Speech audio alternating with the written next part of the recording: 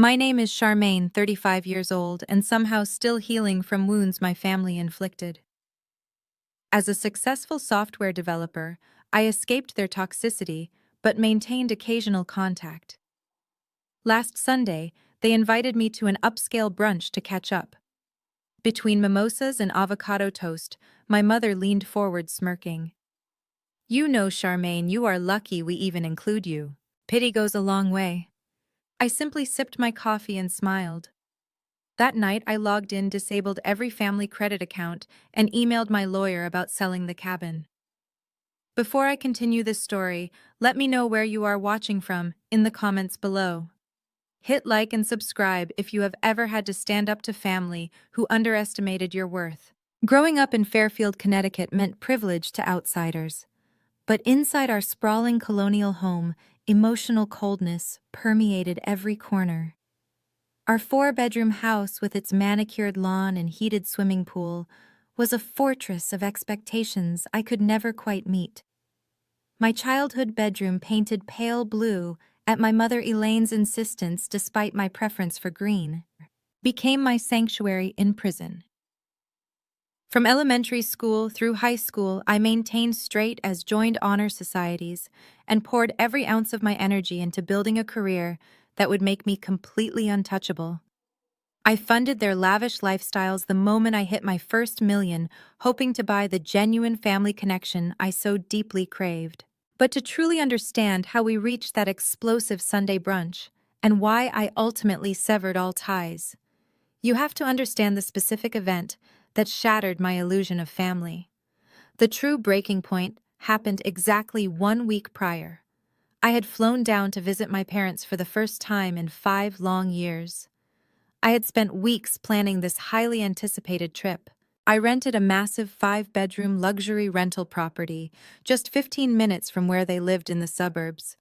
I bought expensive gourmet groceries, meticulously stocking the refrigerator with my mother's favorite sparkling waters and my father's preferred cuts of prime steak. I wanted everything to be absolutely perfect for 7 consecutive days. I woke up early and sent cheerful text messages outlining our daily plans. For 7 consecutive days, they offered flimsy, dismissive excuses. "Chloe is having a minor crisis with her social media account, so we need to be there for her to help her film content. Trey is hosting an important networking event at his house, and we simply cannot miss it to support his vision. Tomorrow, Charmaine. We promise we will come over tomorrow." But tomorrow never came. For 7 consecutive nights, I cooked elaborate dinners. For 7 consecutive nights, I set the long mahogany dining table for 3 people.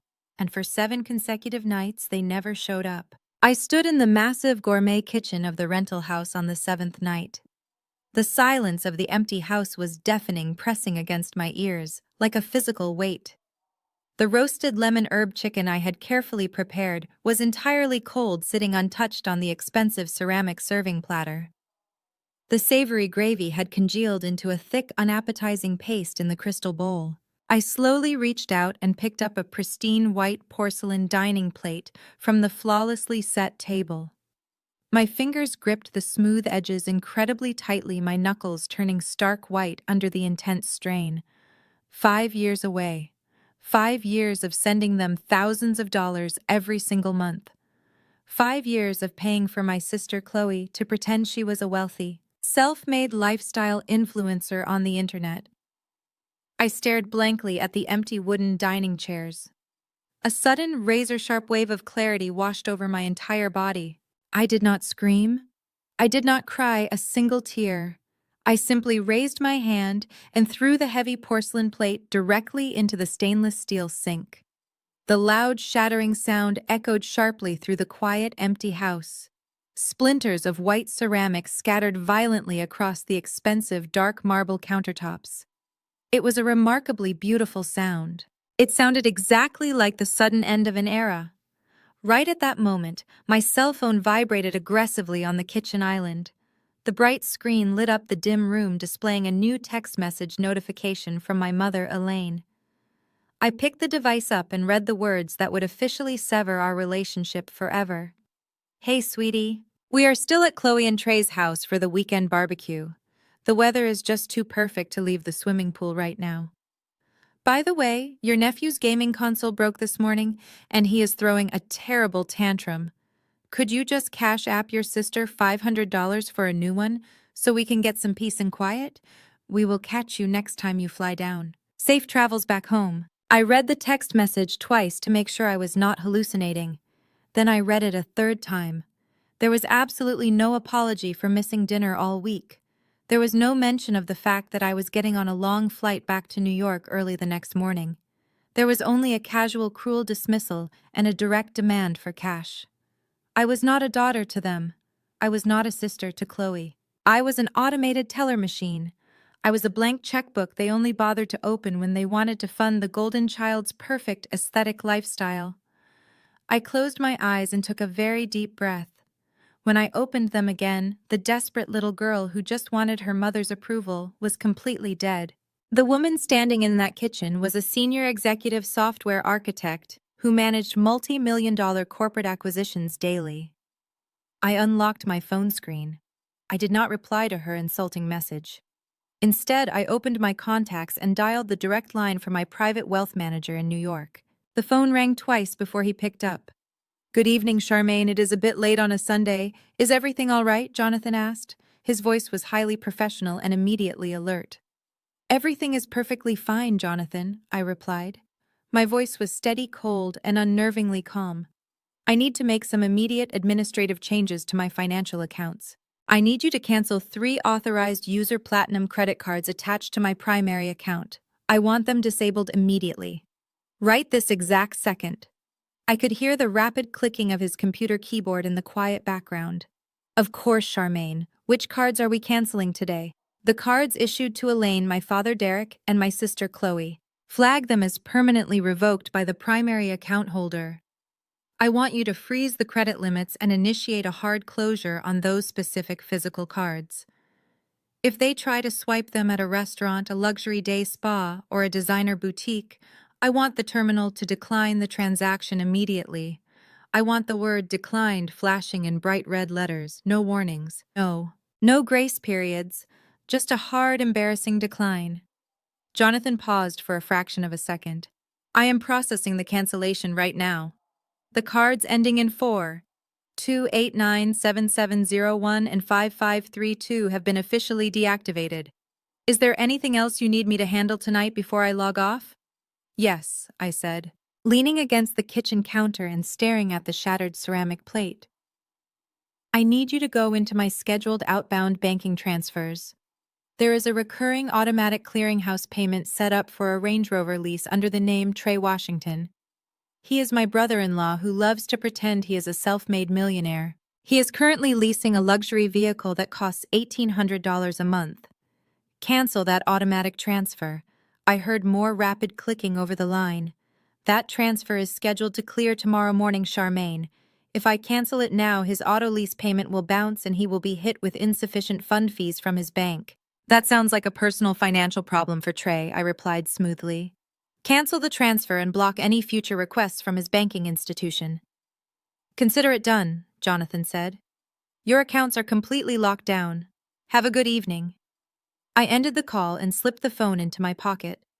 The physical relief that washed over my body was intoxicating. I walked into the master bedroom, pulled my heavy suitcase from the closet, and began tossing my clothes inside. As I zipped the leather bag shut and walked toward the front door, my phone began to vibrate violently. The screen flashed with my mother's name. She was panic calling. I stared at the screen, a cold smile touching my lips.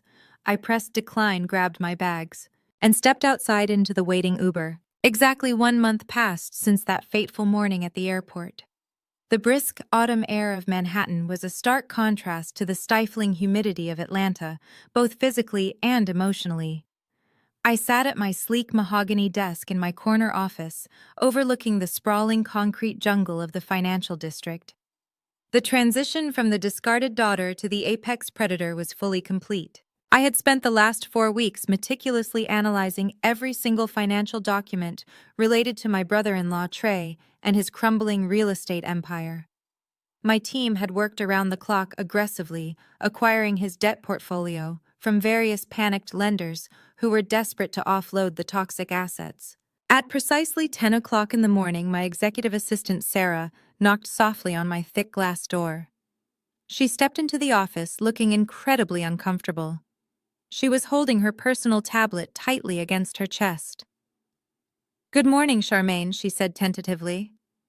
"I am so sorry to interrupt your contract review, but I think there is something you really need to see right now. It is currently trending on several social media platforms." I put down my expensive fountain pen and leaned back in my ergonomic leather chair.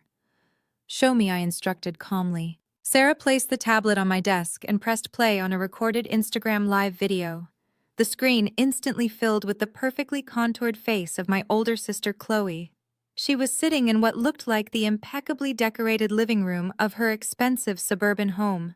She was wearing a stunning silk designer blouse that I had purchased for her birthday just 3 months ago. Her perfectly manicured hands were aggressively wiping away non-existent tears from her heavily made-up eyes.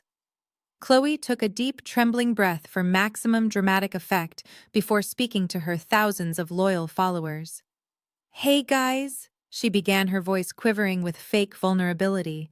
"I just wanted to hop on here and have a really raw, honest conversation with you all today. A lot of you have been asking why my family has not been featured in my recent lifestyle vlogs. The truth is, we are going through a massive family crisis right now." She paused, biting her lower lip exactly the way she had practiced in the mirror since childhood. "It is just so incredibly painful to realize that someone you grew up with, someone you loved and supported unconditionally, could turn out to be so deeply toxic. My own sister, who makes millions of dollars working on Wall Street, has completely abandoned our aging parents. She cut them off financially without any warning, just because she is jealous of my success and my beautiful marriage to Trey. She is sitting in her fancy New York penthouse letting our parents suffer. It just goes to show that all the corporate money in the world cannot buy you a decent heart. Please protect your peace, guys. Toxic siblings are real." The comments scrolling rapidly at the bottom of the video were absolutely brutal. Thousands of strangers were fiercely defending my sister, calling me a narcissistic monster, a greedy sellout, and a disgrace to the community. They were blindly demanding that I be publicly exposed and cancelled for my supposedly horrific treatment of my loving family. Sarah reached forward and quickly paused the video, looking at me with wide, terrified eyes. "Charmaine, I can have the legal department draft a cease and desist letter immediately," she offered, her voice shaking slightly. "This is clear defamation. She is damaging your personal reputation and implying terrible things about your character." I stared at the frozen image of my sister's fake, tearful face. A slow, genuine smile spread across my lips. "No, Sarah," I said, my tone shockingly light. "Let her keep talking. Let her paint herself as the ultimate victim. The higher the pedestal she builds for herself on the internet, the harder the impact will be when I finally kick the foundation out from under her. You do not interrupt your enemy when they are in the process of destroying themselves." Sarah nodded slowly, picking up the tablet. "Are you absolutely sure, Charmaine? People are being incredibly cruel in those comment sections. The opinions of internet strangers who fund their lives through credit card debt do not concern me," I replied smoothly. "You can return to your desk, Sarah. Do not monitor her social media anymore. We have an actual corporation to run." As Sarah left the office, my personal cell phone began vibrating violently across the smooth surface of my desk. The social media smear campaign had officially activated the flying monkeys. I picked up the phone and looked at the glowing screen. I had 24 missed calls and 14 new voicemails. They were all from various aunts, uncles, and cousins back in Atlanta, who had clearly just watched Chloe's performance. I tapped the screen and played the first voicemail on speakerphone. It was my cousin Darius. "Charmaine, what the hell is wrong with you?" His angry voice echoed through my quiet office. "Aunt Elaine is in tears because of what you did. You think because you live in a big city and wear expensive suits, you are suddenly better than the people who raised you. You need to call your sister right now, apologize, and fix this mess. You are embarrassing the entire family name." I deleted the message before he even finished his self-righteous rant. I played the next one. This time it was my Aunt Beatrice. Beatrice was the undisputed matriarch of the family gossip mill. She thrived on drama and positioned herself as the moral authority of our entire bloodline. Charmaine Denise. She barked into the phone, her voice dripping with pure disgust. I just saw what your sister posted on the internet. I am absolutely appalled by your behavior. Your parents sacrificed everything to give you a good life, and this is how you repay them. Trey is working tirelessly to build a legacy for our family, and you refuse to help him out during a minor financial rough patch. You are a cold, heartless woman. Do not you dare show your face at the family reunion this year until you make this right. I calmly deleted her message as well. It was truly fascinating to watch how quickly they all rallied behind the golden child. None of them called to ask for my side of the story. None of them questioned why a supposedly wealthy and successful influencer needed financial assistance from her estranged younger sister. They simply swallowed the lie because it perfectly fit the narrative my parents had established decades ago. Chloe was the beautiful, perfect angel, and I was the difficult, ungrateful workaholic. I silenced my phone and tossed it into my desk drawer. Let them leave their angry voicemails. Let them gossip at their Sunday church services. They were entirely oblivious to the massive financial guillotine that was currently hanging over their heads. My office door opened again. This time it was Victoria, my lead director of acquisitions. She looked sharp, focused, and completely unbothered by the petty family drama that was blowing up my phone. She walked briskly across the room and dropped a massive leather-bound folder directly onto the center of my desk. The acquisition is officially complete. Charmaine, Victoria announced, her voice radiating professional triumph. We successfully negotiated the buyout of Trey Washington's entire commercial debt portfolio from Apex Capital Solutions. The original lenders were absolutely thrilled to dump the toxic assets. They took a slight loss on the premium, but we secured the primary liens. All the legal documents have been aggressively vetted by our internal counsel and filed with the appropriate state authorities. I opened the heavy folder and slowly turned the crisp white pages. The numbers printed in bold black ink were staggering. Trey owed over $1.2 million. His company was entirely insolvent. But the most beautiful document in the entire folder was the final page.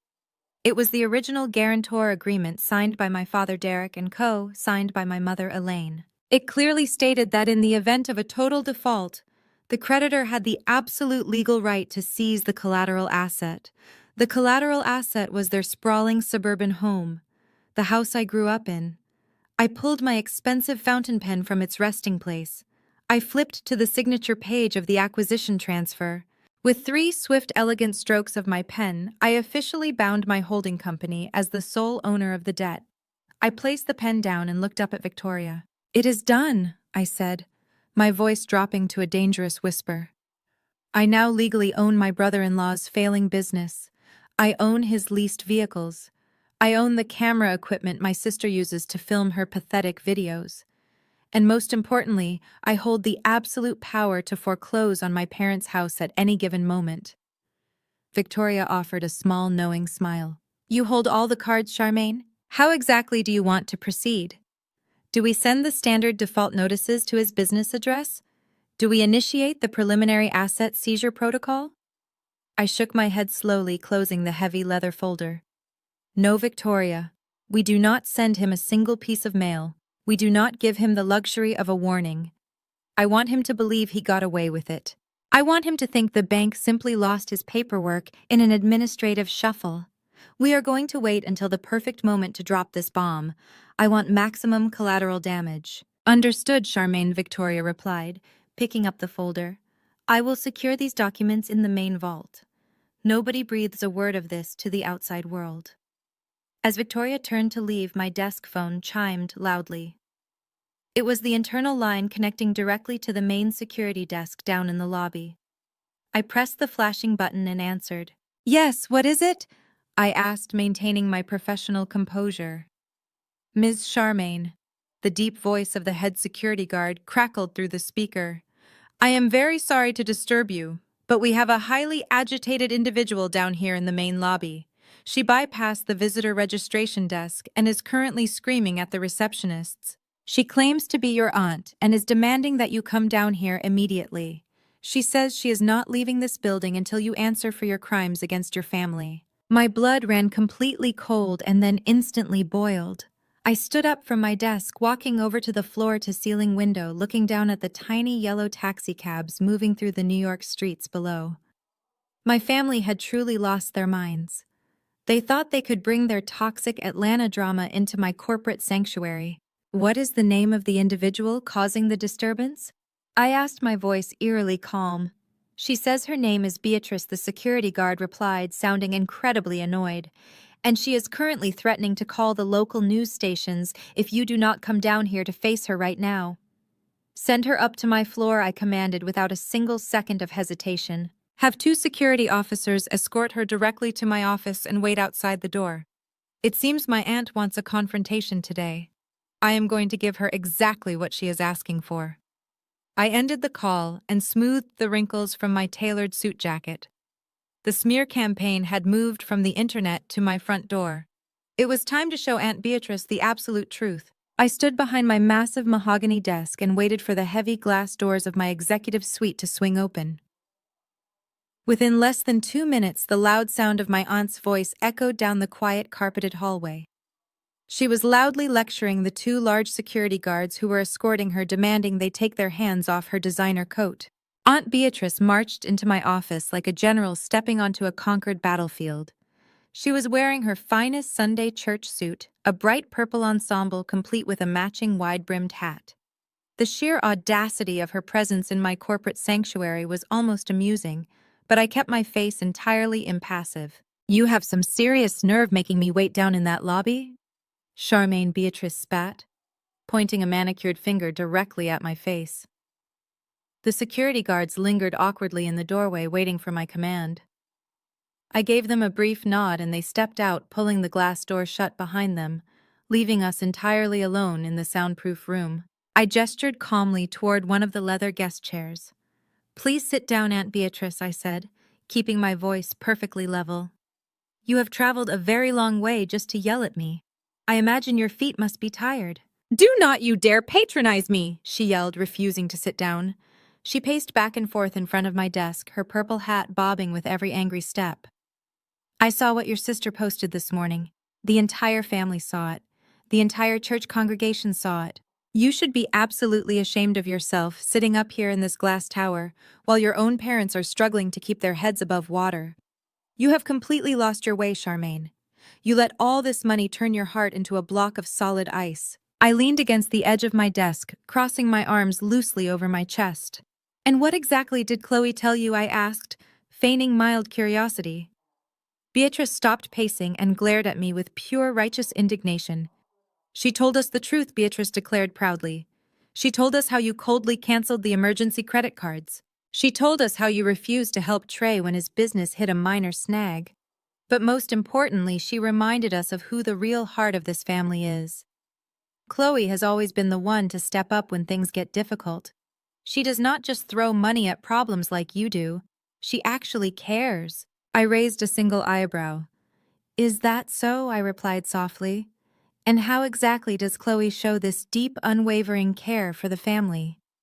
Beatrice placed both hands on her hips, looking at me as if I were the most dense person on the planet. Are you really that blind? She scoffed. Last year, when I had to have my emergency gallbladder surgery, my medical insurance refused to cover the out-of-network surgeon. I was terrified. I thought I was going to lose my house just to pay the hospital bills.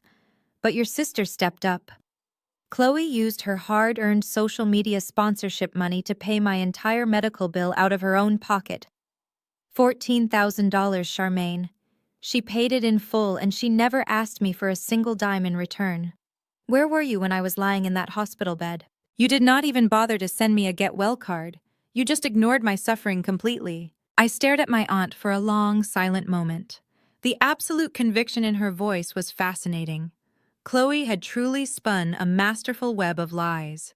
My sister had not only stolen my money, but she had successfully weaponized it to buy the loyalty and adoration of our entire extended family.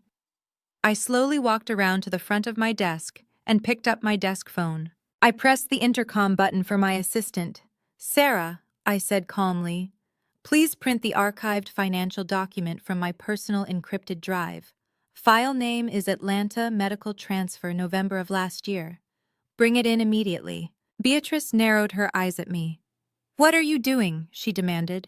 Are you trying to intimidate me with your corporate lawyers? Because it is not going to work. I fear the Lord, not some fancy Manhattan attorney. I am not trying to intimidate you, Aunt Beatrice, I replied, leaning back against the mahogany wood. I am simply going to cure you of your absolute ignorance. The office door opened, and Sarah walked in holding a single piece of high-quality printer paper. She handed it to me without a word and quickly exited the room. I looked at the paper, verifying the details. The bank logo was printed clearly at the top. The transaction ID, the routing numbers, the exact time and date stamps were all perfectly legible. I took 2 steps forward and held the piece of paper out toward my aunt. Beatrice looked at it suspiciously before snatching it from my hand. Read it aloud, I instructed, my voice turning slightly colder. Read every single line of that document, Beatrice. She pulled a pair of reading glasses from her purple purse and shoved them onto her face. Her eyes scanned the top of the page. It is a bank wire transfer confirmation, she said dismissively.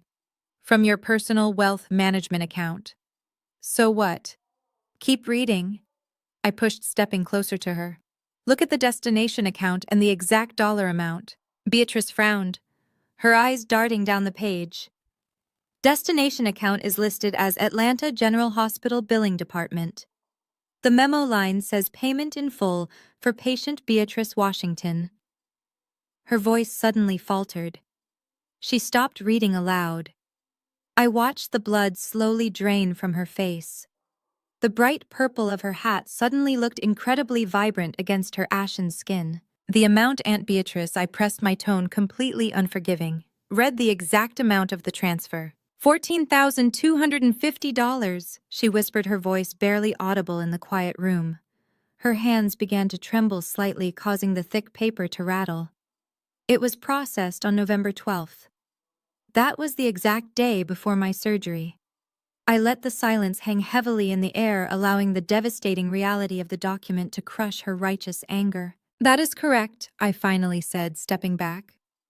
$14,250.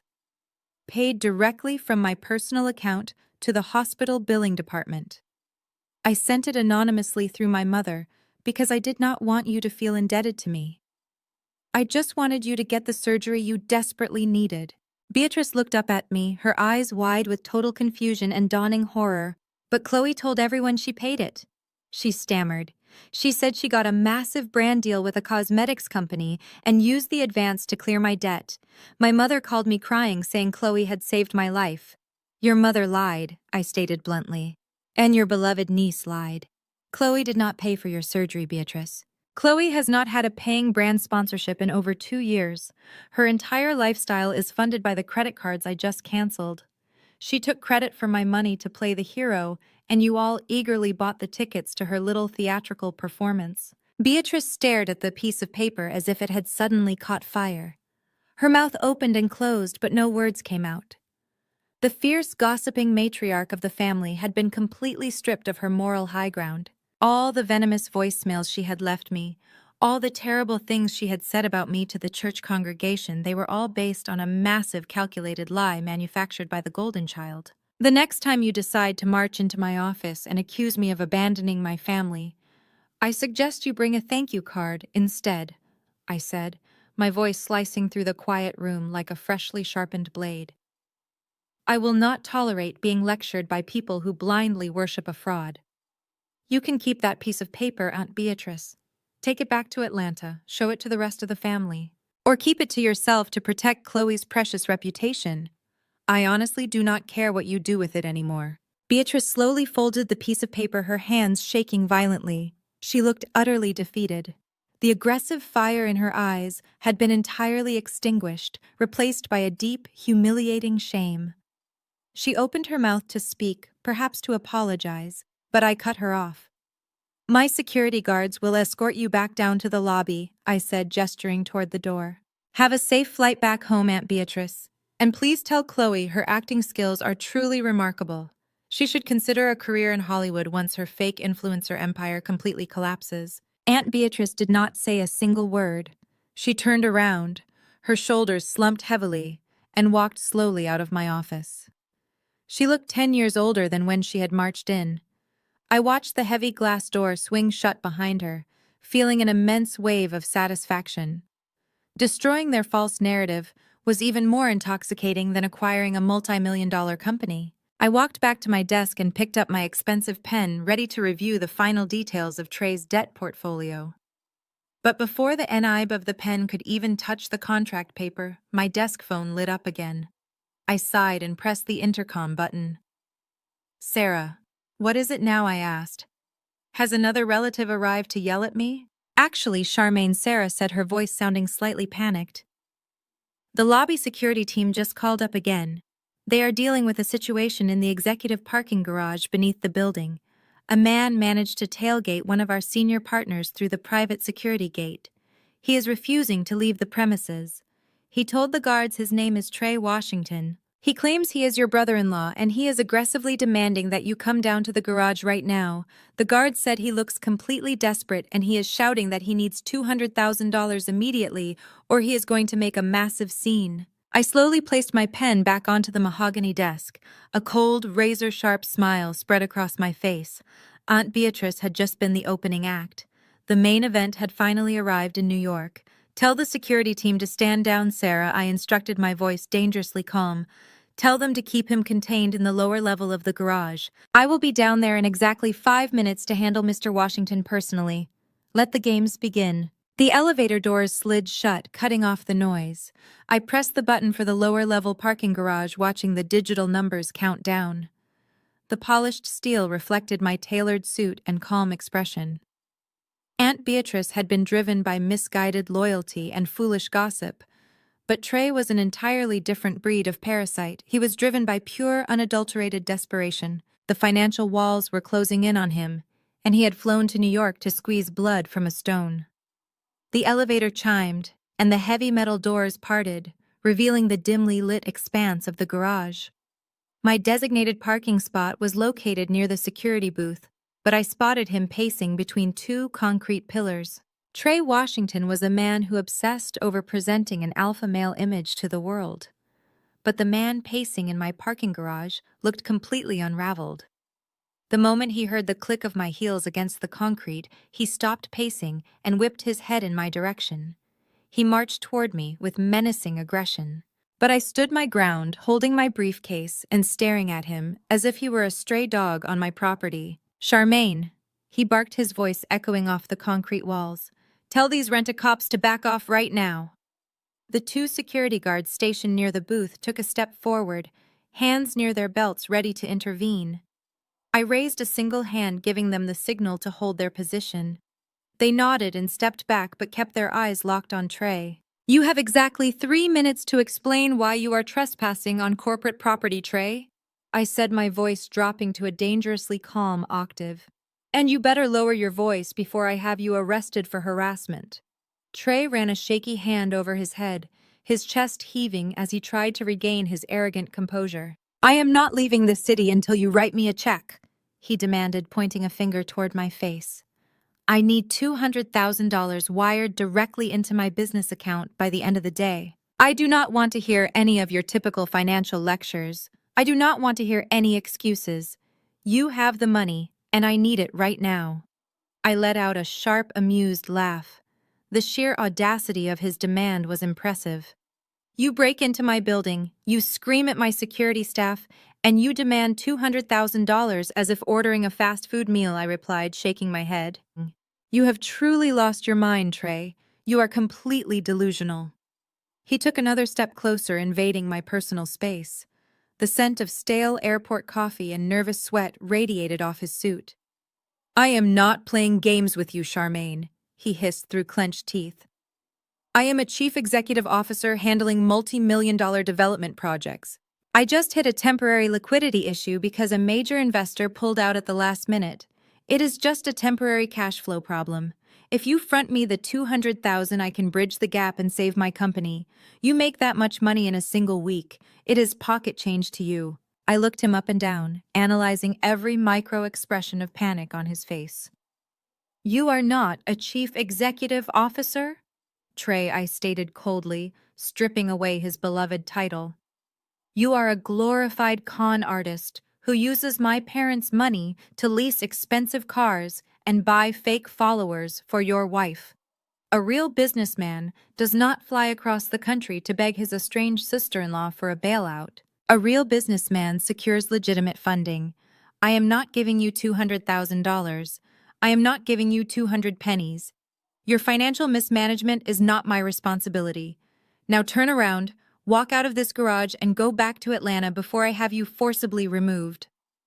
The veins in Trey's neck bulged, and his face contorted into an ugly mask of rage. He realized his aggressive alpha male routine was failing.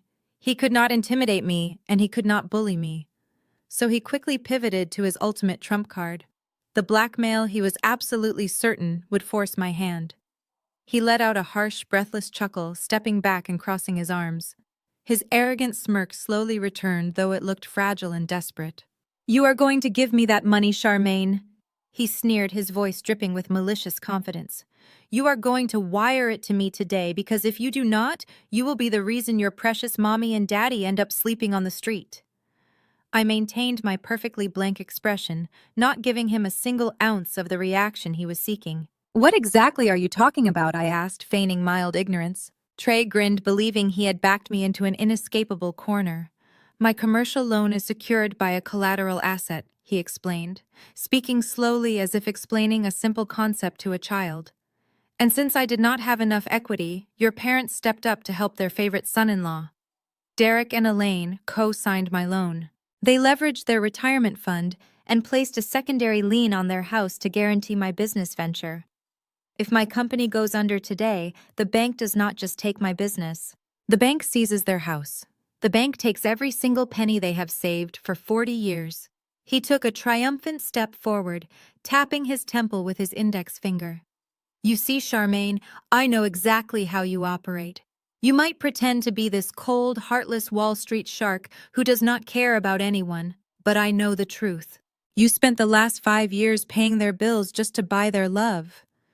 You crave their approval like a starving dog. You would never let them lose the family home. You would never let them become homeless.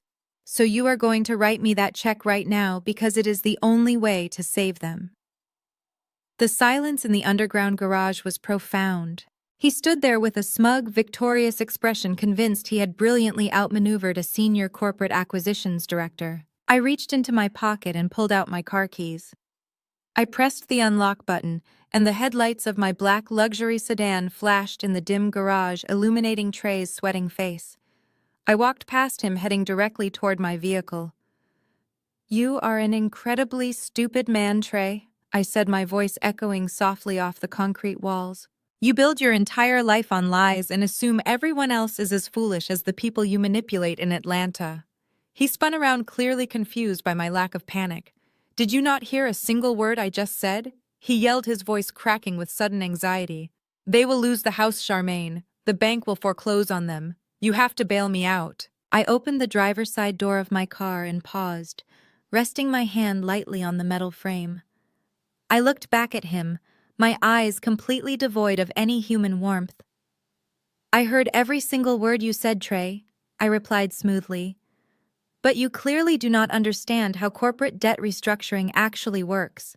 I suggest you go back to your hotel room, log into your business portal, and read the fine print on exactly who bought your commercial loan last week." Trey's jaw dropped slightly, his eyes widening in total confusion. "What?" he stammered, taking a hesitant step toward my car. "What do you mean, who bought the loan? The original bank holds the paper." "No, Trey." I smiled, a slow, terrifying smile that finally made the blood drain entirely from his face. "The original bank sold your highly toxic debt to a private holding company. A holding company that I personally control. You came all the way to New York to threaten me with a foreclosure that I currently have the legal authority to execute. I am your majority creditor. I own your debt. I own your company. And I own the lien on my parents' house. Before he could even process the catastrophic disaster he had walked blindly into, I slid elegantly into the leather driver's seat of my sedan.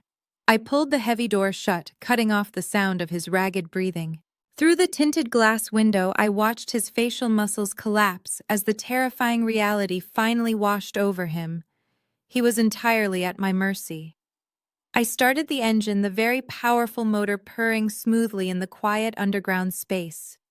I shifted the car into drive and slowly pulled away, leaving Trey standing completely alone, frozen in the shadowy darkness of the parking garage. The emotional war was now rapidly escalating, but I had already secured the absolute high ground. The emotional war was now rapidly escalating, but I had already secured the absolute high ground.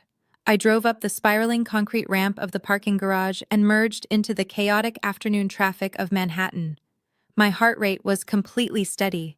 The look of utter devastation on Trey's face was burned into my memory, and it provided a profound sense of vindication. For years, he had paraded around family gatherings, treating me like a naive piggy bank while disrespecting my career. Now he finally understood the terrifying reality of my world. I navigated the busy streets and headed directly back to my luxury penthouse apartment overlooking the city's skyline. I needed a quiet space to strategize my next move. As soon as I walked through my front door, I bypassed the kitchen and went straight to my home office. I opened my secure laptop and initiated a video conference call with Victoria and my lead corporate attorney, Marcus. Their faces appeared on my large monitor within seconds, looking alert and ready for instructions. "Good afternoon," Charmaine, Marcus said, adjusting his glasses. Victoria informed me about the successful acquisition of the Washington real estate debt portfolio. The legal transfer is fully executed on our end. We hold the primary liens on all his commercial properties, and more importantly, we hold the secondary lien on the residential collateral located in Atlanta.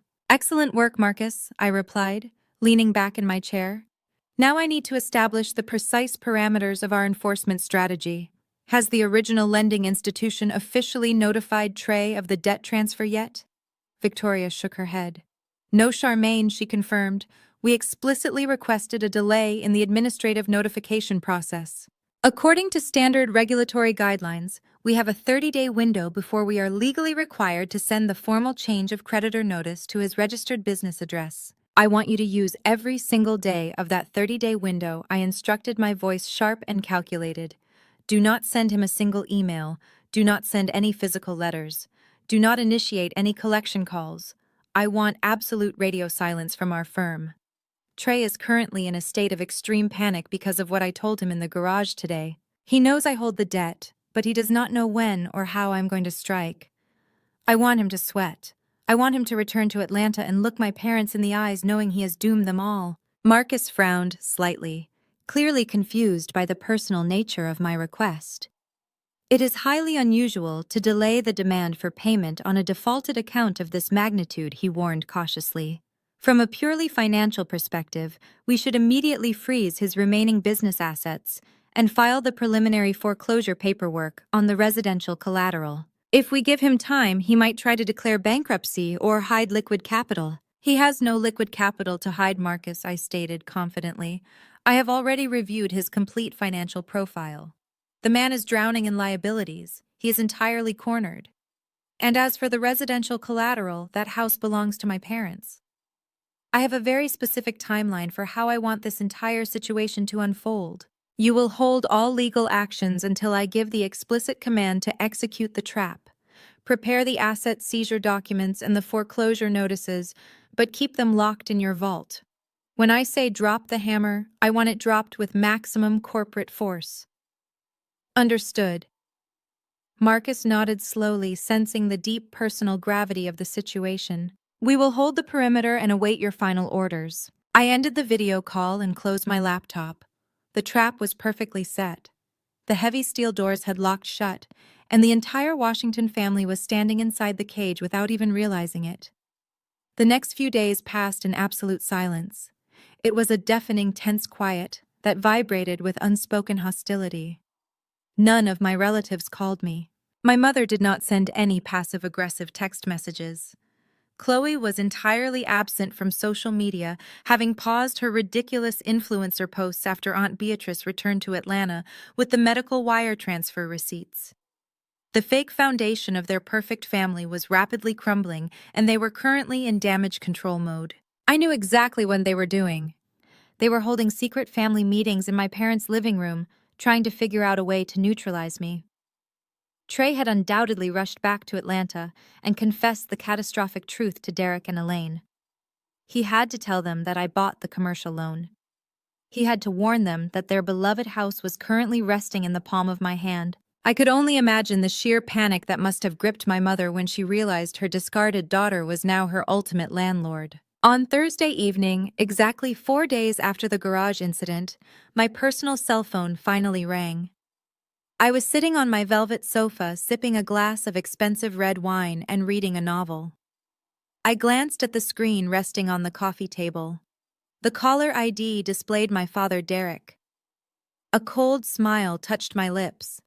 The silence was officially broken. They had formulated their plan, and Derek was the designated messenger. I let the phone ring 4 times before slowly picking it up and answering. "Hello, Derek," I said, skipping the traditional family pleasantries. There was a brief, heavy pause on the other end of the line. He was likely taken aback by my use of his first name instead of calling him Dad. "Charmaine, baby," he finally said, his voice dripping with forced warmth and artificial affection. "It has been a very long week. How are you holding up in the big city?" I took a slow sip of my wine, tasting the rich, dark fruit notes. "I am exceptionally well, Derek," I replied, my tone completely flat. "Business is booming. My portfolio is expanding rapidly. What can I do for you tonight? I doubt you called just to ask about my well-being." He let out a nervous chuckle. The sound strained and entirely unnatural. "You always were a straight shooter, Charmaine. Just like your old man. Listen, I am calling because we need to clear the air. This entire situation has gotten completely out of hand. Your mother is sick with worry, Chloe is stressed out, and Trey is deeply regretful about how he approached you in New York. We are a family, Charmaine. We should not be fighting like this." I remained completely silent, allowing his desperate words to hang in the empty space. When I did not offer any reassurance, he quickly continued pushing forward with his rehearsed script. "Anyway, my 60th birthday is this coming Sunday," he announced, trying to sound cheerful. "We are hosting a massive Sunday dinner at the house. The whole family will be there. Aunt Beatrice, Uncle George, your cousins, everyone. I want you to fly down and be there, Charmaine. I want all my girls under one roof for my milestone birthday. We want to put all this silliness behind us and start fresh." The sheer audacity of the invitation was almost breathtaking. They were calling the potential foreclosure of their home and the theft of my money silliness. They wanted me to simply forgive and forget because they were terrified of the consequences. But beneath the fake, cheerful invitation, I could hear the sharp edge of manipulation. I knew exactly what this Sunday dinner really was. It was a trap. They believed that if they could get me back into that house surrounded by the entire extended family, they could use emotional blackmail and peer pressure to force me to sign away my legal rights to Trey's debt. They were going to ambush me at the dinner table. They were going to serve a beautiful meal, say a lengthy prayer, and then slide a legal waiver across the table, expecting me to forgive the $1 million loan for the sake of the family legacy. They still thought I was the desperate little girl who just wanted a seat at their table. I stared at the thick manila folder resting on my glass coffee table. It contained the original guarantor paperwork bearing Derek's signature. He had literally gambled his own shelter on a fool, and now he wanted me to absorb the massive financial loss to save his pride. I slowly traced the edge of the folder with my index finger. "A Sunday dinner," I mused softly, my voice carrying a hint of dangerous amusement. "Just like the 7 Sunday dinners you all completely ignored last month." "Oh, Charmaine, please do not hold on to the past," Derek pleaded quickly, his voice thick with desperation. "We made a terrible mistake that week. We were distracted, and we treated you poorly. But this is my 60th birthday. It is a major milestone. Please come home. Give us a chance to make it right." I closed my eyes, visualizing the grand dining room in Atlanta. I pictured the expensive chandeliers, the fine china, and the hypocritical faces of the people who shared my blood. They wanted a family reunion. They were going to get a corporate execution. "I will be there, Derek," I said, my voice dropping to a smooth, icy calm. "I will book my flight for Saturday morning. Tell Mother to prepare her best recipes. I am very much looking forward to seeing everyone again." "Oh, thank God," Derek exhaled heavily, sounding as though a massive weight had been lifted off his chest. "You have no idea how happy that makes me, Charmaine. We are going to have a wonderful time. We love you, baby. See you on Sunday." I ended the call without returning the sentiment. I placed the phone back onto the table and picked up the guarantor documents. I read the legal clauses detailing the absolute right of asset seizure in the event of default. They thought they were luring a wounded deer back into the woods, but they were actually inviting a starving wolf into their living room. I finished my glass of wine and began mentally packing my bags. The war was moving back to Atlanta, and this time I was not going to leave until the entire fake empire was burned completely to the ground. Saturday morning arrived with a crisp chill in the Manhattan air. I wore a tailored emerald green suit, the exact color my mother had forbidden me from painting my childhood bedroom. It was a subtle act of rebellion, but today was all about symbolism. I locked my penthouse and took the private elevator down to the waiting town car. The drive to John F. Kennedy International Airport was quiet. My mind was razor-sharp, perfectly focused on the execution of my corporate strategy. I bypassed the main terminal and headed straight for the private luxury lounge. I sat in a high-backed leather chair sipping black coffee and running my fingers over the smooth leather of my briefcase. Inside that briefcase was the absolute destruction of the Washington family facade. The flight to Atlanta was incredibly smooth. I spent the 2 hours in the air reviewing the final legal memorandums drafted by Marcus and Victoria. Every single loophole had been permanently sealed. Trey's business was completely insolvent. The predatory loan he had taken out was actively in default. The secondary lien on my parents' house was legally binding and fully transferred to my holding company. I looked out the small airplane window as we descended through the clouds over Georgia. For 32 years, I had viewed this city as a place of emotional starvation. It was the place where my achievements were ignored so my sister's mediocre milestones could be celebrated. Today I was returning not as a desperate daughter seeking validation, but as the undisputed owner of their entire reality. I landed, retrieved my luggage, and picked up my rental vehicle. I purposely selected a blacked-out luxury SUV, a vehicle that commanded immediate authority. The drive from the airport to the affluent northern suburbs took roughly 45 minutes. As I navigated the familiar winding roads lined with towering oak trees and perfectly manicured lawns, a strange sense of detachment washed over me. I was driving through a neighborhood of millionaires and people who desperately pretended to be millionaires. My parents fell firmly into the latter category. They had purchased their sprawling colonial home at the absolute height of the market, determined to project an image of black excellence to their peers. I turned onto my parents' street and slowly approached the house.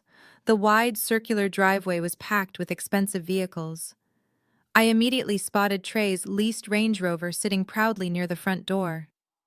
The automatic bank transfer for that vehicle had already bounced twice this week, resulting in massive penalty fees, but Trey was still parading it around as a status symbol. Parked right next to it was Chloe's pristine white luxury crossover. I pulled my SUV onto the edge of the manicured lawn, shifted into park, and turned off the engine. I took one final deep breath, adjusting the lapels of my emerald suit. I grabbed my leather briefcase and stepped out into the warm southern humidity. I walked up the long brick pathway to the heavy wooden front door. I could hear the loud sounds of a massive party echoing from the backyard patio. Laughter, the clinking of glass, and the heavy bass of rhythm and blues music drifted through the air. I did not bother knocking. I pushed the front door open and stepped into the grand foyer. The house looked exactly the same as it had 5 years ago. The massive crystal chandelier hung from the vaulted ceiling. The expensive Persian rugs covered the hardwood floors. It was a beautiful, expensive house that was currently being held together by nothing more than my signature on a corporate debt acquisition document. I walked toward the main living room where a large group of relatives had gathered. The very first person I saw was my sister Chloe. She was standing near the large stone fireplace, holding a bright circular ring light and her latest smartphone. She was wearing a stunning designer dress and actively broadcasting a live video to her followers. "Oh my gosh, you guys!" Chloe cooed into the camera, flashing her perfectly whitened teeth. "We are just having the most amazing family Sunday dinner to celebrate my father's 60th birthday. Building generational wealth and keeping the family bond strong is so incredibly important. You always have to prioritize the people who genuinely support your vision." The sheer hypocrisy of her words was almost nauseating. She was lecturing the internet about generational wealth, while her husband was actively bankrupting the entire family. Several aunts and uncles were sitting on the expensive leather sofas, nodding along and cheering for her broadcast. They were all completely intoxicated by the illusion. Then someone finally noticed me standing in the shadow of the hallway. It was Aunt Beatrice. The moment she made eye contact with me, the cheerful smile instantly vanished from her face. She stiffened, dropping her plastic cup of punch onto the coffee table. The sudden movement drew the attention of the other relatives. One by one, they turned to look at me, and the lively conversation in the room abruptly died out. Chloe lowered her ring light, noticing the sudden awkward silence. She turned around and saw me. Her eyes widened slightly, and a flash of genuine panic crossed her perfectly contoured face. She quickly tapped her phone screen, abruptly ending her live broadcast. "Charmaine," she said, her voice tight and completely lacking any sisterly warmth. "You actually came." I offered a cold, polite smile, stepping fully into the brightly lit room. "I would not miss my father's milestone birthday for the world, Chloe," I replied, my voice echoing slightly in the quiet room. "Where are the guests of honor?" Before Chloe could answer, my mother Elaine emerged from the kitchen. She was carrying a massive silver platter of catered appetizers. When she saw me, she froze perfectly still. For a fraction of a second, I saw pure, unadulterated fear in her eyes. She knew I had canceled the credit cards. She knew I was angry. But she did not know the true extent of the financial devastation I had orchestrated. Elaine quickly recovered, pasting on a tight, artificial smile. She placed the heavy silver platter onto the dining table and marched directly toward me. She did not offer a hug or a kiss on the cheek. Instead, she firmly grabbed my upper arm, her beautifully manicured acrylic nails digging painfully into the expensive fabric of my suit jacket. She quickly pulled me away from the crowded living room and dragged me into the empty hallway near the downstairs guest bathroom. As soon as we were out of earshot, the fake smile melted completely off her face. "Listen to me very carefully," Charmaine Elaine hissed, her voice a harsh, aggressive whisper. "I do not know why you suddenly decided to show up here after the disgraceful way you have been acting, but you are going to behave yourself today. Your father has a lot of very important colleagues and business partners out on the patio right now. You are going to put a smile on your face. You are going to mingle nicely with the family. And you are absolutely not going to mention a single word about your little temper tantrum with the bank accounts. Do you understand me?" I looked down at her hand gripping my arm. I slowly reached up and peeled her fingers off my jacket one by one. Her grip was strong, but my resolve was made of titanium. "I am perfectly calm, Mother," I replied, brushing the invisible wrinkles from my sleeve. "I have absolutely no intention of throwing a temper tantrum. I am simply here to participate in the family legacy. I am here to discuss our shared financial future." Elaine narrowed her eyes, clearly suspicious of my calm demeanor. "Just stay out of Trey's way," she warned harshly. "He has some major investors here today, and he needs to project confidence. He does not need you glaring at him and ruining his networking opportunities." I smiled a genuine, terrifying smile. "I would never dream of ruining Trey's networking opportunities, Mother. In fact, I am very eager to see him in action." I turned my back on her and walked through the kitchen, pushing open the heavy glass doors leading out to the massive backyard patio. The Georgia heat hit me instantly, but I did not break a sweat. The backyard was packed with over 50 guests. A bartender was mixing expensive cocktails near the swimming pool, and a catering team was setting up a massive buffet of soul food and grilled meats. I scanned the crowd, instantly locking eyes with my father, Derek. Derek was standing near the outdoor bar holding a glass of dark liquor, laughing loudly at a joke someone had just told. When he saw me, his face lit up with that fake, exaggerated warmth he always used when he wanted something from me. "Charmaine, baby," he yelled, opening his arms wide and walking toward me. "You made it. My beautiful, successful daughter is finally home." He wrapped his arms around me in a tight, crushing hug. The smell of expensive cologne and strong bourbon washed over me. I stood perfectly rigid, not returning the embrace. When he pulled back, he kept his hands on my shoulders, looking at me with feigned adoration. "I am so glad you decided to come home," he said, lowering his voice so the nearby guests could not hear. "We are going to have a wonderful dinner today. We are going to fix everything." "I am sure we will fix everything, Derek," I agreed smoothly, holding my briefcase tightly against my side. "Where is Trey? I thought he was hosting important investors today." Derek's smile faltered for a fraction of a second, his eyes darting nervously toward the far corner of the patio. "Trey is just handling some last-minute business details inside," he lied smoothly. "He will join us for dinner soon. Come on, let me get you a drink. You must be exhausted from your flight." I declined the drink and stepped away from him, choosing to stand near the edge of the swimming pool to observe the crowd. The entire event was a meticulously crafted stage play, and I was the primary target. I watched the interactions quietly. Aunt Beatrice was actively avoiding making eye contact with me, hiding behind a group of church friends. Chloe was back on her phone, ignoring her husband and her child. But my eyes remained strictly focused on the large glass doors leading to my father's private study. About 20 minutes later, I saw exactly what I had been waiting for. Trey emerged from the hallway looking incredibly tense. He was wearing a custom-tailored blue suit, but he was sweating profusely. He locked eyes with Derek across the crowded patio.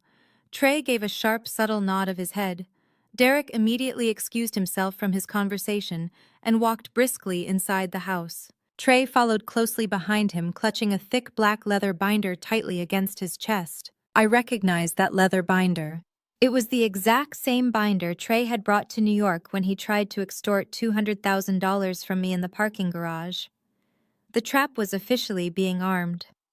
They were retreating to the study to review the fraudulent loan guarantee paperwork before presenting it to me at the dinner table. They were going to wait until I was surrounded by 50 people eating their catered food to publicly pressure me into signing away my money. I took a slow, deep breath, filling my lungs with the warm southern air. The prey had confidently walked directly into the center of the kill zone. I adjusted my grip on my briefcase, turned my back to the swimming pool, and slowly followed them inside the house. It was time for dinner. I lingered in the shadowed hallway outside the heavy oak doors of my father's private study. I heard the muffled sound of papers shuffling, and Trey's nervous voice followed by Derek's low, reassuring tone. They were rehearsing their lines like amateur actors. I checked my reflection in the hallway mirror, smoothing a stray hair. Moments later, the study doors swung open. Trey stepped out first, his face flushed but his posture artificially straightened. Derek followed closely behind, patting Trey on the shoulder. When they saw me standing in the hallway, they both froze. Derek quickly recovered, his fake smile returning at full force. "Charmaine, baby," he said loudly, clapping his hands. "Perfect timing. We were just finishing up some minor administrative details. It is time to gather everyone for dinner. Why do not you go ahead and take your seat in the formal dining room?" I nodded politely, my grip tightening on my briefcase. "Of course, Derek," I replied smoothly. "Lead the way." The formal dining room was a testament to my parents' desperate need for social validation. The long mahogany table was set for 20 relatives. Crystal wine glasses sparkled under the massive chandelier, and the good silver gleamed against the expensive linen tablecloth. The catering staff had arranged a breathtaking spread of food. Massive platters of roasted turkey honey, glazed ham, baked macaroni and cheese, collard greens, and sweet potato casserole filled the air with rich, savory aromas. It looked like a magazine cover depicting the perfect wealthy family holiday. But the tension was incredibly thick. As the guests filtered in, everyone scrambled to find designated seats. Chloe and Trey were seated directly to my father's right hand, the undisputed position of honor. My mother sat at the opposite end of the long table, playing the perfect hostess. I was directed to sit near the middle, flanked by Aunt Beatrice and my cousin Darius. Darius was the one who left me that venomous voicemail earlier in the week demanding an apology. Now sitting next to me, he found his shoes incredibly fascinating, refusing to make eye contact. Aunt Beatrice looked like she was sitting on hot coals. She rigidly kept her hands in her lap, staring blankly at her empty plate. She knew the truth about the medical bills. She knew Chloe was a liar, and she knew I held the actual receipts. Every time Chloe laughed loudly from the head of the table, Beatrice visibly flinched. The proud matriarch had been silenced by her own guilt and shame. Derek picked up his water glass and tapped his spoon against the rim, calling for attention. The room quickly quieted down. Before we partake in this feast, Derek announced, his voice booming with forced joviality. "I want to say a few words of grace. Let us bow our heads." Everyone around the table dutifully bowed their heads and closed their eyes. I kept my eyes wide open, staring directly at Trey, who was peeking at me from across the table. "Heavenly Father," Derek began, his tone adopting a reverent cadence, "we thank you for this bountiful food and for the blessings you continue to shower upon this family. We thank you for health, for prosperity, and for the strength of our bloodline. We ask that you continue to guide our businesses and protect our legacy. And we especially thank you for bringing Charmaine back to our table today so that we may be completely whole once again. Amen." A chorus of amens echoed around the mahogany table. The polite clinking of silverware against expensive china began. My mother started directing the catering staff to pour the wine, while Chloe immediately began dominating the conversation. She loudly recounted a fabricated story about a cosmetics brand flying her out to Los Angeles for an exclusive photo shoot. The relatives eagerly ate up her lies, validating her false reality. No one asked me a single question about my life in New York. I was treated like a silent, wealthy ghost invited only to eventually foot the bill. I ate my food methodically, savoring the seasoned chicken while watching the psychological games unfold. Trey was drinking heavily, downing 2 glasses of expensive bourbon in rapid succession. His earlier confidence was wavering under the immense pressure of his impending financial doom. He kept throwing nervous glances at my leather briefcase placed deliberately on the floor next to my chair. He knew what was coming, but he banked his entire future on the hope that I would submit to the family pressure. As the main course was being cleared away, Chloe stood up from her chair. She smoothed down her designer dress and raised her crystal champagne flute. The room instantly fell silent, giving the golden child their undivided attention. "I just want to make a quick toast," Chloe said, her voice taking on that sickly sweet tone she used for her videos. She looked down at Derek, smiling warmly. "Happy 60th birthday, Dad. You and Mom have built such an incredible life for us. You taught us the true meaning of hard work." Chloe paused, letting her gaze sweep across the table until her eyes locked directly onto mine. Her smile sharpened, turning into a subtle weapon. "Some people out there think that money is the only thing that matters," she continued, her voice laced with heavy implication. "Some people think that having a fancy job or a big bank account makes you superior. But Trey and I know the real truth. We know that real wealth is family.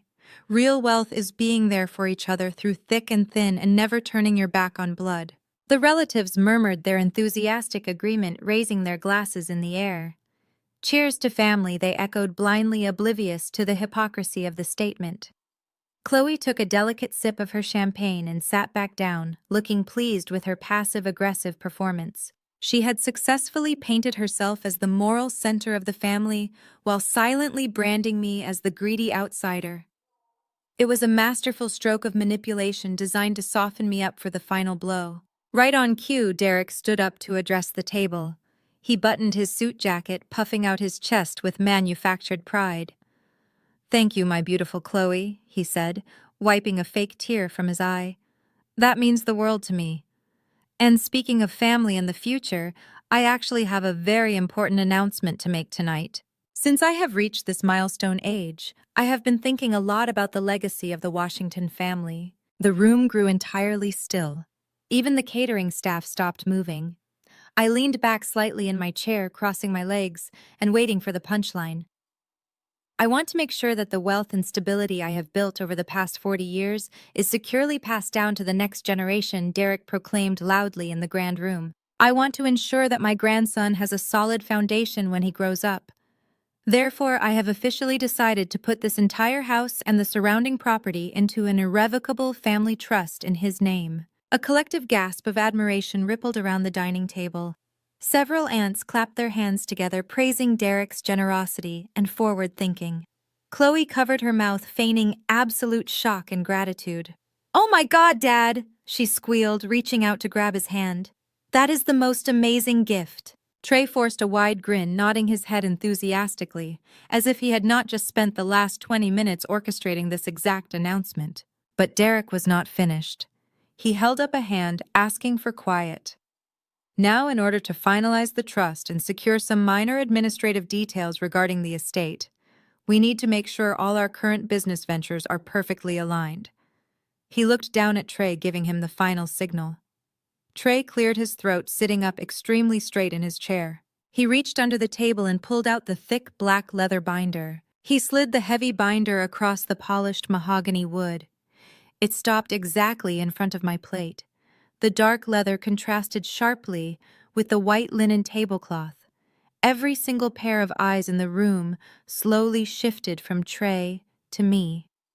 The heavy silence felt like a physical weight pressing down on my shoulders. "Charmaine," Trey said, his voice dripping with fake humility. "As you know, my real estate firm is expanding rapidly. We are on the verge of closing a massive commercial deal that will secure the family legacy for decades to come." He gestured toward the black binder. "But we hit a tiny administrative snag with the primary lender. Because Dad is restructuring his assets to create the trust for my son, the bank just needs a simple secondary guarantor to sign off on a minor business loan restructure. It is just a formality, really." Elaine silently demanded my signature. She leaned forward, her elbows resting heavily on the white linen tablecloth. "Sign the document, Charmaine," she commanded, her voice carrying a sharp edge of maternal authority that she incorrectly assumed still held power over me. "It is the absolute least you can do after the disgraceful way you treated this family last month. We covered up your little temper tantrum with the credit cards to save you from public embarrassment, but it is time for you to be a team player. Your father is trying to build a legacy, and your brother-in-law is offering you a chance to be a part of it." The heavy silence in the dining room stretched tightly. Every single relative was watching me closely. Cousin Darius shifted uncomfortably in his seat next to me, letting out a quiet sigh of deep disapproval. Uncle George, sitting right across the table, crossed his arms over his chest, shaking his head as if my hesitation was a personal insult to the entire bloodline. They were all participating in this coordinated ambush. They genuinely believed that the intense peer pressure of a crowded Sunday dinner would force me to blindly sign a financial contract just to keep the peace. I slowly lowered my gaze to the thick black leather binder resting on the table. A high-quality silver pen was tucked neatly under the flap. I did not reach for the pen. I did not even lean forward to read the visible text on the top page. I already knew exactly what those papers were. They were not a minor administrative update. They were an emergency guarantor agreement designed to transfer the full liability of Trey's massive defaulted commercial loan directly onto my personal wealth portfolio. He wanted me to unknowingly legally absorb his $1.2 million debt, so the bank would release the lien on my parents' house. Trey cleared his throat, his nervous sweat reflecting the warm glow of the crystal chandelier overhead. "Come on, Charmaine," he urged, trying to sound like a confident chief executive officer. "It is just a standard boilerplate contract. I would not even bother you with it, but the bank is being incredibly rigid about the trust transfer. If you just sign on the dotted line, we can put all this boring business talk away and get back to celebrating your father's 60th birthday." Chloe is dying to cut the cake. I slowly reached out, but I did not touch the silver pen. Instead, I picked up my crystal water glass. I took a very slow, deliberate sip, the ice clinking softly against the glass. The sound echoed loudly in the tense room.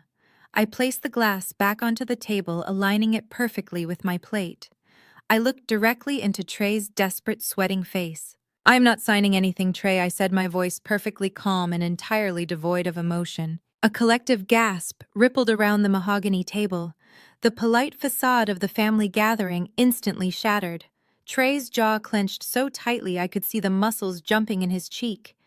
Derek slammed his open palm down on the table, rattling the expensive silverware. Now you listen to me. Charmaine. Derek barked, his face turning a deep shade of red. You are not going to sit at my dining table, eat my food, and disrespect this family. Your brother-in-law is running a highly successful real estate development firm. He is bringing massive wealth into this household. He asked you for a simple signature to help secure your own nephew's financial future. You are being incredibly selfish and bitter. Elaine quickly chimed in, her voice rising to a shrill pitch. You have always been like this, Charmaine. Ever since you were a little girl, you could never just be happy for your sister. You always had to ruin every special moment because you were jealous. Chloe finally found a wonderful husband who provides for her, and now you want to sabotage their success because you are sitting up in New York all alone. The surrounding relatives began murmuring their loud agreement. Disgraceful, one aunt whispered loudly. She has all that corporate money, and she will not even help her own blood cousin, Darius added, shaking his head in disgust. The pressure cooker was officially whistling. They were trying to break my spirit using the exact same psychological tactics they had used throughout my entire childhood. They wanted me to feel small, isolated, and desperate for their approval. But I was not that frightened little girl in the pale blue bedroom anymore. I was an apex predator, and I was currently holding the absolute legal right to destroy their entire reality. I did not raise my voice. I did not flinch under their collective glare. I simply turned my attention away from Trey and focused my cold stare directly on my father. Derek, I said, slicing through the chaotic murmurs with the sheer icy authority in my tone. You cannot put this house into a family trust for your grandson. Derek scoffed loudly, waving his hand in the air. Oh, really? He mocked, glaring at me. And why is that, Charmaine? Are you going to call your fancy Wall Street lawyers and try to sue me for a piece of the inheritance? Because let me tell you right now, you are not getting a single dime of this estate. Everything I own is going to Chloe and her boy. You made your choice when you canceled those credit cards. I smiled, a slow, terrifying smile that made the confident mockery die instantly in his throat. I am not looking for an inheritance, Derek, I replied smoothly. I am stating a legal fact. You cannot put this property into an irrevocable trust. Before Derek could even process my words, Chloe exploded.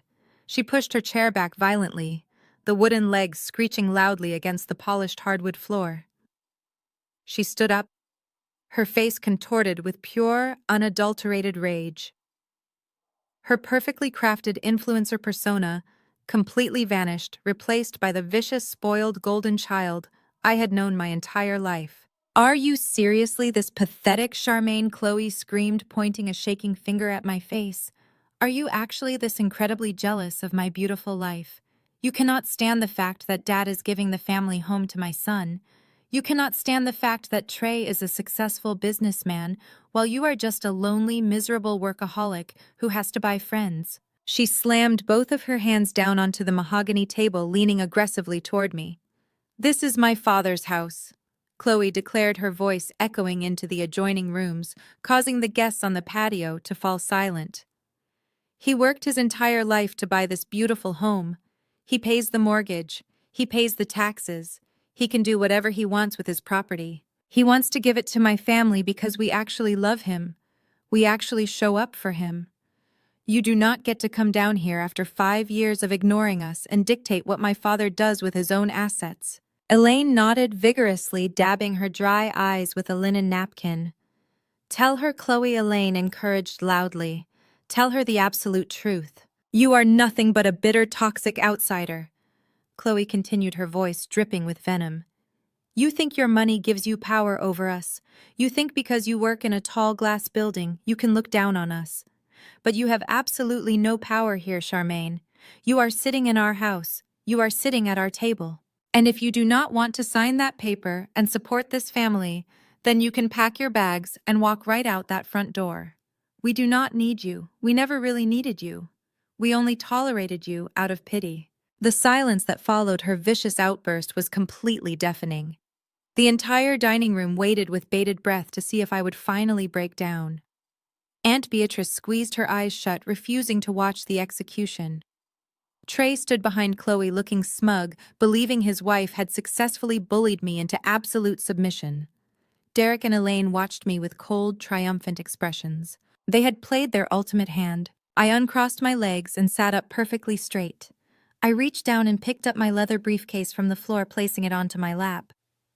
"You are right about one thing, Chloe," I said, my voice dangerously soft, forcing everyone in the room to lean in. "Money does not grant you power over people, but legal ownership absolutely does." I popped the brass latches, pulling out a crisp document. I placed it flat on the table.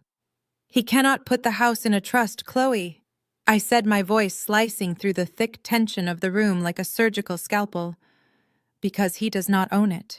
The absolute silence that followed my statement was heavy enough to crush bone. Nobody breathed. Nobody moved a single muscle. Derek stared at me, his mouth hanging slightly open as if his brain completely failed to process the English language. Chloe let out a sharp, confused laugh, looking around the table to see if anyone else understood the joke. "What are you even talking about?" Chloe scoffed, her voice trembling slightly. "Of course Dad owns the house.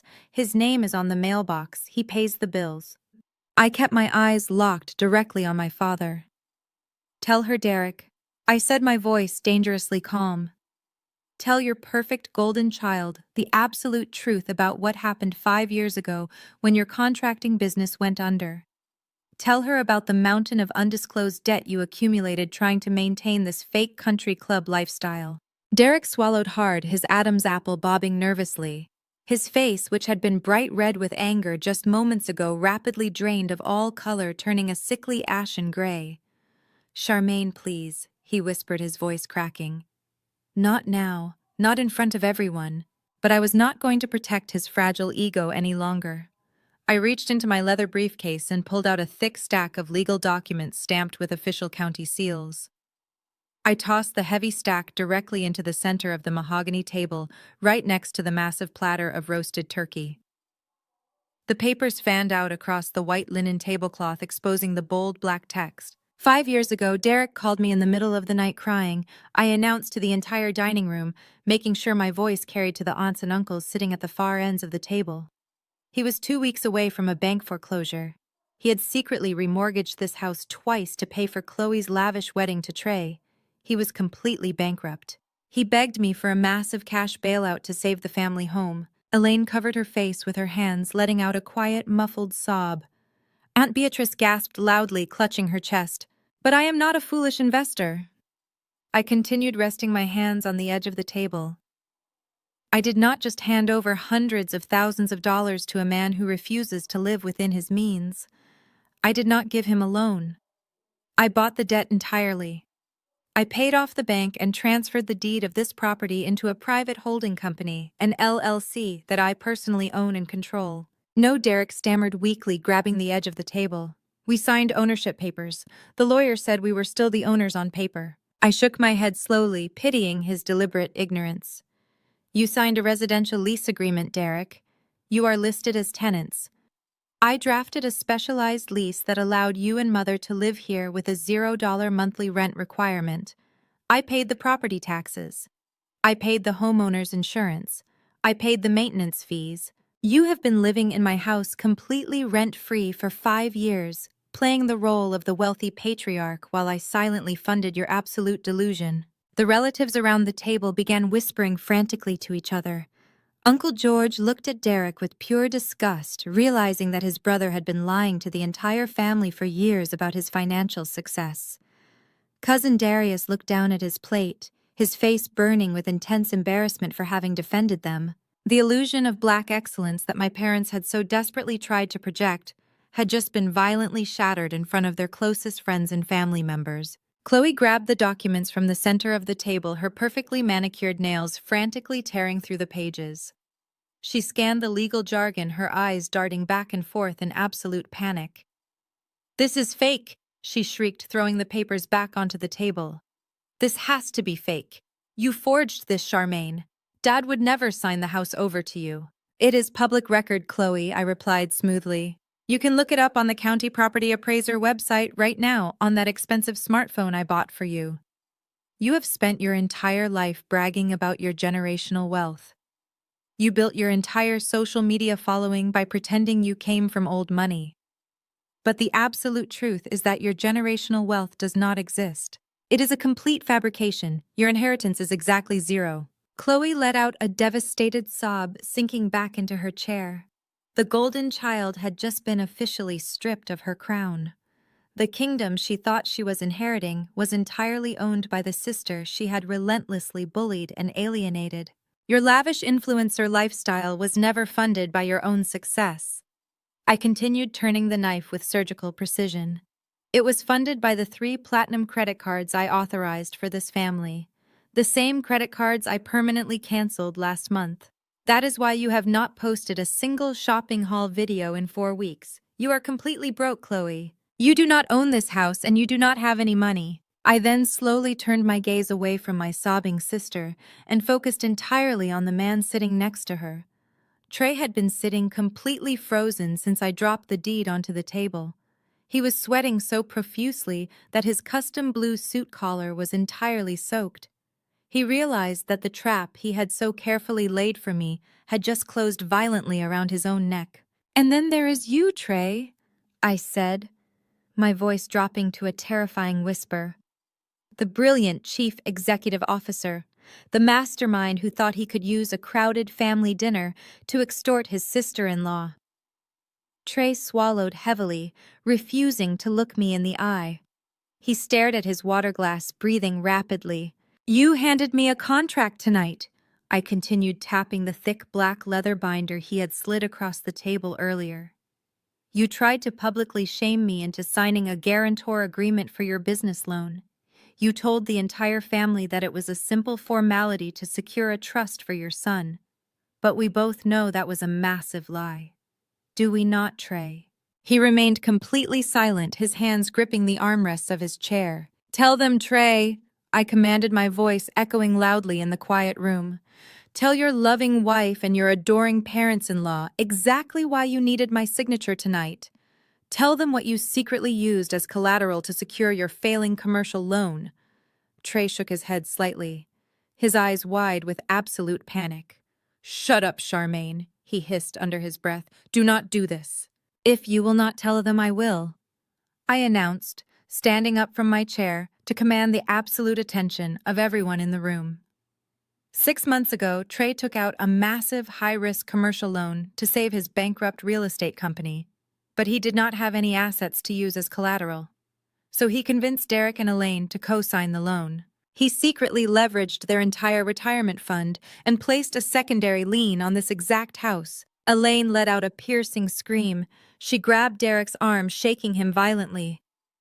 "Tell me she is lying, Derek," she sobbed hysterically. "Tell me you did not gamble our retirement money on Trey's business." Derek could not even look at her. He buried his face in his hands, weeping openly in front of the entire family. His silence was the ultimate confession. Chloe turned to Trey, her face contorted with horror and betrayal. "You put a lien on my parents' house," she screamed, hitting him on the shoulder. "You told me the business was generating millions. You told me we were rich." "Your husband is a fraud, Chloe," I stated coldly. "He has been running a Ponzi scheme for a year, and the commercial loan he took out is currently in total default. The bank was preparing to execute the lien and seize this property. They were going to kick Derek and Elaine out onto the street. That is the only reason they suddenly decided to invite me to this Sunday dinner. They knew they were facing imminent homelessness, and they needed me to blindly absorb Trey's $1 million debt to save their own skin." The dining room erupted into absolute chaos. Aunt Beatrice stood up, pointing an accusing finger at Trey, calling him a wicked, deceitful man. Uncle George yelled at Derek for being a reckless fool. Chloe continued to scream at Trey, hitting his chest while he desperately tried to push her away. Elaine was hyperventilating, clutching her chest, as if she were having a heart attack. The perfect family dinner had devolved into a spectacular display of destruction and betrayal. I stood there watching the absolute carnage unfold. I did not feel a single ounce of pity for any of them. They had dug this grave with their own greed and arrogance. I had simply arrived to push them all inside. "But the bank is not going to take the house!" Trey suddenly yelled, standing up and slamming his fist down onto the table to silence the screaming relatives. He pointed a shaking finger directly at me, his face twisted with desperate fury. "She is lying. The bank is not going to foreclose because she bought the debt. She told me in the parking garage last week. Her holding company bought my commercial loan. She is my creditor." Trey let out a harsh, manic laugh, looking around the table at the shocked relatives. "Do not you all see what she is doing?" he shouted desperately, trying to turn the family against me one last time. "She set this entire thing up. She bought my debt on purpose just so she could hold it over our heads. She wants to control us. She wants to ruin my business and steal the house. She is a malicious, vindictive bitch." Trey took a threatening step toward me, the veins popping violently in his thick neck. "You think you are so smart, Charmaine?" He spat, his voice dripping with pure hatred. "You think you can just march in here and destroy my life? I will sue you. I will hire the best corporate lawyers in the state of Georgia. My company will drag your precious investment fund through the mud. I will tie you up in litigation for the next 10 years until you are begging to settle. I will destroy you." I looked at his red, sweating face. I looked at his desperate, empty threats. I looked at the man who had tried to steal my money, manipulate my family, and extort me in a dark parking garage. And I did something that absolutely terrified him. I threw my head back and I laughed. It was not a quiet, polite chuckle. It was a loud, genuine, echoing laugh that sliced cleanly through the chaotic screaming of the dining room. I laughed until my chest ached. I laughed at the sheer, pathetic absurdity of his empty threats. The sound of my laughter completely silenced the room once again. Even Chloe stopped sobbing to stare at me as if I had completely lost my mind. I slowly stopped laughing, wiping a single tear of pure amusement from my eye. I picked up my leather briefcase and snapped the brass latches shut. "You are going to sue me, Trey?" I asked, my voice dripping with absolute mockery. "With what money? You do not have a single dime to your name. You cannot even afford the lease payment on the car parked in the driveway. You are completely insolvent." I leaned across the mahogany table, resting my hands flat against the polished wood. "You do not have a company anymore, Trey. I own your assets. I own your commercial properties. I own the camera equipment your wife uses to film her fake life. I am your majority creditor and your corporate executioner. I do not just hold your debt. I hold your entire future." I stood up straight, adjusting my tailored emerald suit jacket. "And as for this house," I announced, my voice ringing with finality, "the $0 lease agreement is officially terminated due to fraudulent activity by the tenants." I pulled 3 thick white envelopes from the side pocket of my briefcase and tossed them onto the table. They landed perfectly next to the cold, untouched dinner plates. "Those are your 30-day eviction notices," I stated coldly. "You have exactly 1 month to pack your belongings and vacate my property. Have a wonderful birthday, Derek." The room remained completely paralyzed. Nobody dared to speak as I turned my back on the massive dining table. I walked slowly and deliberately out of the formal dining room, my heels clicking sharply against the hardwood floor. I did not look back at my weeping mother, my broken father, or my humiliated sister. I walked out the front door into the warm Georgia night, breathing the fresh, clean air. The suffocating weight of my childhood was finally gone, leaving behind only the cold, satisfying reality of absolute victory. The dining room felt as though all the oxygen had been instantly sucked out through the air conditioning vents. The polite clinking of expensive silverware stopped completely. Even the ice melting in the crystal water glasses seemed to freeze in place. Chloe stared at me with her mouth slightly open, her perfectly glossed lips trembling, as her brain violently rejected the words I had just spoken. Derek gripped the heavy edge of the mahogany table, his knuckles turning stark white against his dark skin. "What kind of sick joke is this?" Charmaine Derek demanded, his voice wavering precariously between manufactured rage and genuine rising panic. You are not going to sit at my table and disrespect me in front of our family. This is my house. I built this legacy from the ground up. I did not blink. I did not break eye contact with the man who had spent my entire life making me feel like a disposable asset. I reached down to the floor and picked up my expensive leather briefcase, placing it squarely onto my lap. The sharp click of the brass latches echoing in the dead silent room sounded like a rifle cocking. I reached inside and pulled out a thick stack of official legal documents bound by a heavy blue legal cover. It was the original notarized property deed, complete with the raised embossed seal of the county clerk. I held the heavy stack of papers in my hand for a brief second, letting the anticipation suffocate the room. Then I tossed it directly onto the center of the table. The heavy document landed with a loud smack right in the middle of the lavish feast. One corner dipped directly into the silver serving tray of baked macaroni and cheese, while the other edge rested against the crystal bowl of collard greens. Nobody moved to save the papers from the food. They all just stared at the bold black lettering on the front page. 5 years ago, when your contracting business completely collapsed, and you were 2 weeks away from a bank foreclosure, you called me begging for a bailout, I said, my voice echoing cleanly across the long table. You cried on the phone, Derek. You begged me to save you from the ultimate humiliation of losing the family home. So I stepped in and I handled the situation like the senior corporate executive that I am. I leaned forward, resting my forearms on the edge of the table. But I am not a charity and I do not make foolish investments. I did not just give you hundreds of thousands of dollars to save your house. I bought it. I paid off the bank in full, and I transferred the property deed into a private holding company, a limited liability company that belongs entirely to me. I am the sole proprietor of the estate we are currently sitting in. The shockwave that ripped through the dining room was visceral. My mother Elaine let out a sharp, strangled gasp, raising both hands to cover her mouth. All the color drained instantly from her face, leaving her looking pale and suddenly very old. Uncle George, who had been nodding along with Derek's legacy speech just moments earlier, dropped his linen napkin onto his plate, his eyes wide with absolute disbelief.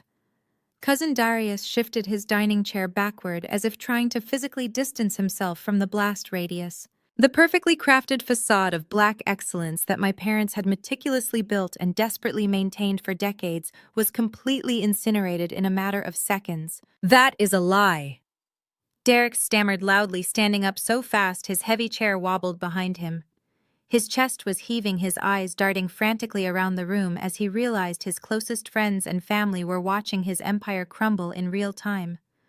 We signed ownership papers in the lawyer's office. We are the owners on paper, Charmaine. You said it was a joint trust to protect the asset. I shook my head slowly, feeling a deep, profound sense of pity mixed with utter disgust. You did not read the paperwork, Derek.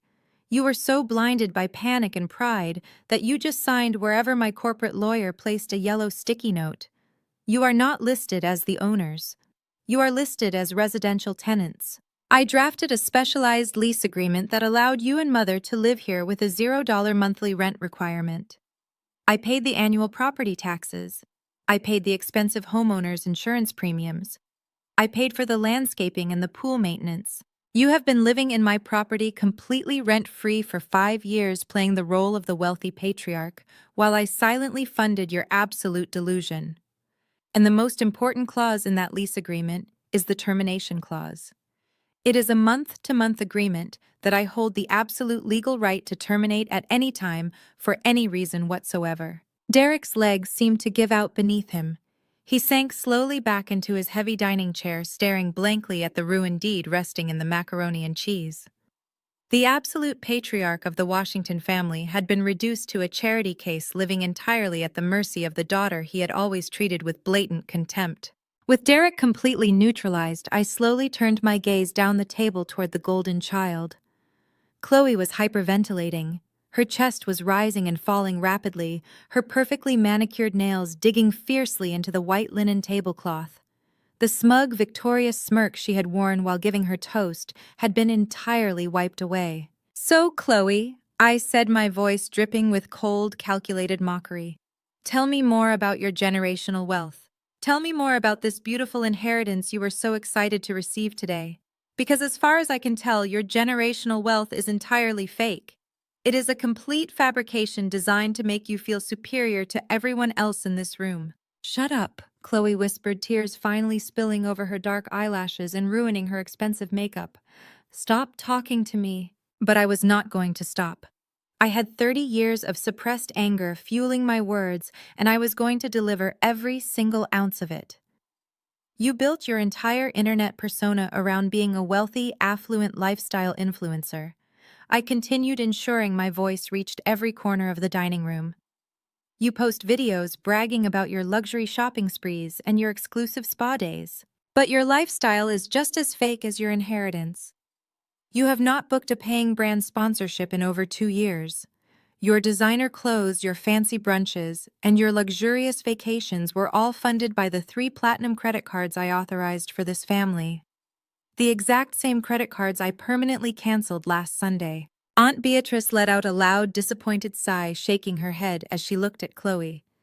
The other relatives began whispering among themselves, the sound resembling a swarm of angry bees. They were realizing that the golden child they had idolized and praised for years was nothing more than a heavily subsidized fraud who stole credit for paying medical bills. You are completely broke, Chloe, I stated plainly, delivering the final crushing blow to her fragile ego. You do not own this house. You do not have a successful business. You do not have a single dime to your name. You are a 35-year-old woman playing dress-up with your estranged sister's money. And now the Bank of Charmaine is permanently closed. Chloe buried her face in her hands, sobbing uncontrollably. The sound of her crying was loud and desperate, but nobody rushed to comfort her. Elaine was too paralyzed by her own shock to move, and Derek was staring vacantly at the wall. The relatives who usually rushed to coddle the golden child remained firmly in their seats, entirely repulsed by the staggering magnitude of her lies. I let her cry for a few seconds, allowing the humiliation to fully saturate the room. Then I shifted my attention to the final remaining target, the man who had orchestrated this entire disastrous Sunday dinner in a desperate attempt to save his own skin. I turned my gaze across the table, locking eyes with my brother-in-law. "And what about you, Trey?" I asked, my voice dropping to a dangerous hushed tone. "Are you ready to tell the family why you really needed my signature on that guarantor document today?" Trey was gripping the edge of the mahogany table so tightly I thought the wood might actually splinter.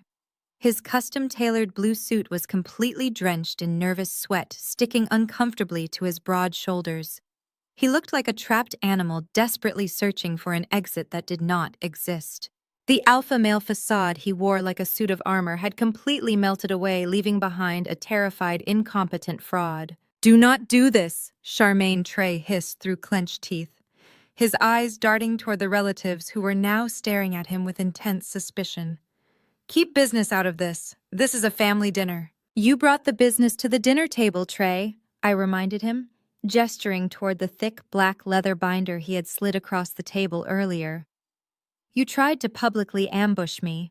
You tried to use peer pressure and family guilt to trick me into legally absorbing your massive corporate debt.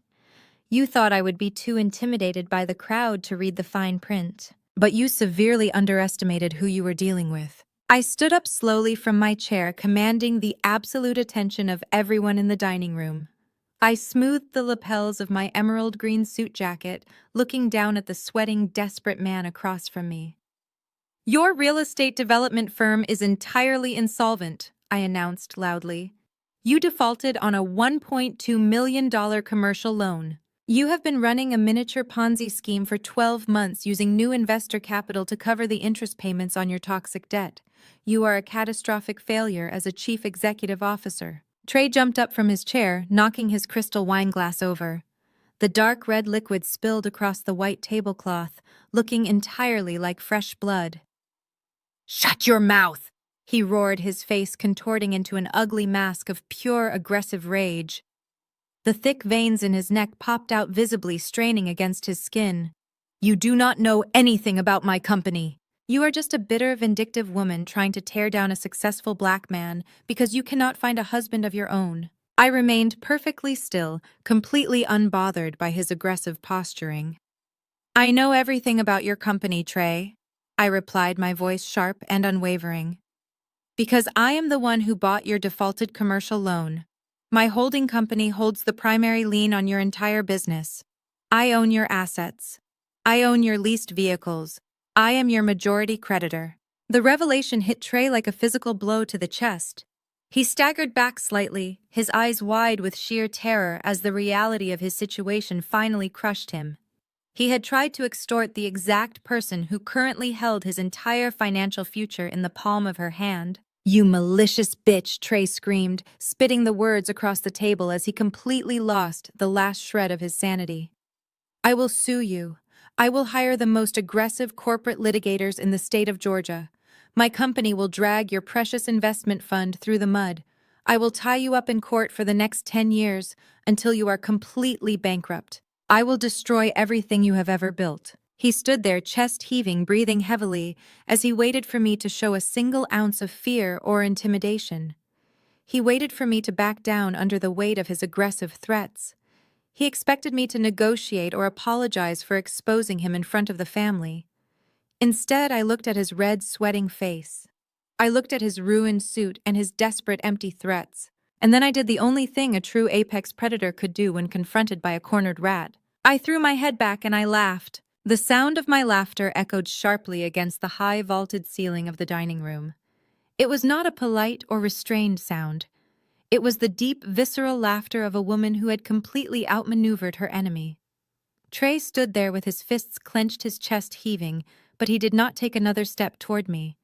My complete lack of fear paralyzed him. He was so accustomed to bullying his way through life using his physical presence and his loud voice to intimidate people.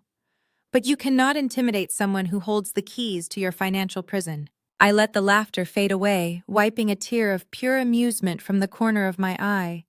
"Sue me," I repeated, letting the words roll around the quiet room. "You are going to hire the most aggressive corporate litigators in Georgia to sue me. That is a fascinating strategy, Trey. But there is a very significant flaw in your brilliant legal plan. Corporate litigators require massive retainers. They require liquid cash. And you do not even have enough money in your checking account to buy a value meal at a fast food drive-thru." I reached down into my leather briefcase one more time. My fingers brushed past the eviction notices and closed around a second, much thicker folder. I pulled it out and dropped it onto the table right next to the ruined property deed. This folder was black-stamped with the gold foil logo of my New York investment fund. "You told the family that your business was booming," I said, my voice returning to that cold, surgical precision. "You told them you were expanding, but these are the corporate acquisition papers. These are the certified documents detailing the absolute collapse of your real estate firm. You defaulted on a $1.2 million commercial loan. You missed 7 consecutive payments. The bank sent you 4 separate notices of default, which you deliberately ignored and hid from your wife and your in-laws. The bank considered your portfolio to be a highly toxic asset, so they sold your debt for pennies on the dollar." I leaned forward, resting my elbows on the edge of the mahogany table. I locked eyes with him, refusing to let him look away. "My fund bought your debt," I stated clearly, articulating every single syllable. "I am your majority creditor. I own your company, Trey.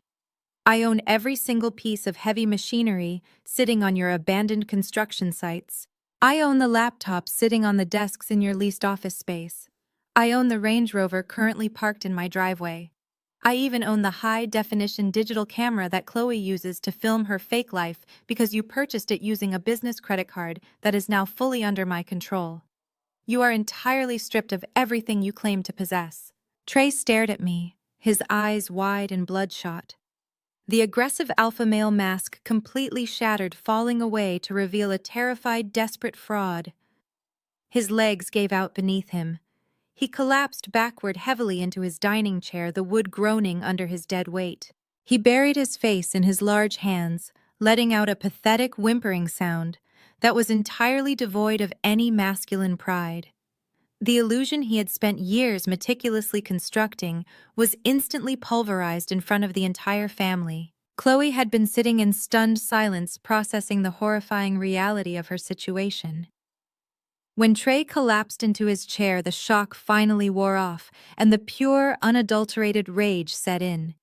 She turned her body toward him, her face contorted into a mask of absolute fury. "What is she talking about?" Chloe screamed, her voice cracking with hysteria. She grabbed Trey's arm and violently yanked his hands away from his face. "Look at me, Trey. Tell me she is lying. You told me the business was generating millions. You told me we were about to buy a vacation home in Miami." Trey could not even look at her. He stared blankly at his empty dinner plate, his shoulders slumped in utter defeat. "The market shifted," he mumbled weakly, offering a pathetic excuse. "The supply chain issues ruined my profit margins. I was trying to fix it, Chloe. I just needed a little more time. I was going to secure new investors and pay the bank back." "You liar!" Chloe shrieked, standing up and slapping him hard across the shoulder. The sharp sound of her hand hitting his suit jacket echoed loudly in the room. "You absolute failure! You told me we were rich. You made me look like a fool on the internet. I bragged to all my friends about how successful you were. I defended you to this entire family, and you were secretly bankrupting us. You put a lien on my parents' house. You gambled away my inheritance." Trey suddenly snapped, his own humiliation boiling over into defensive anger.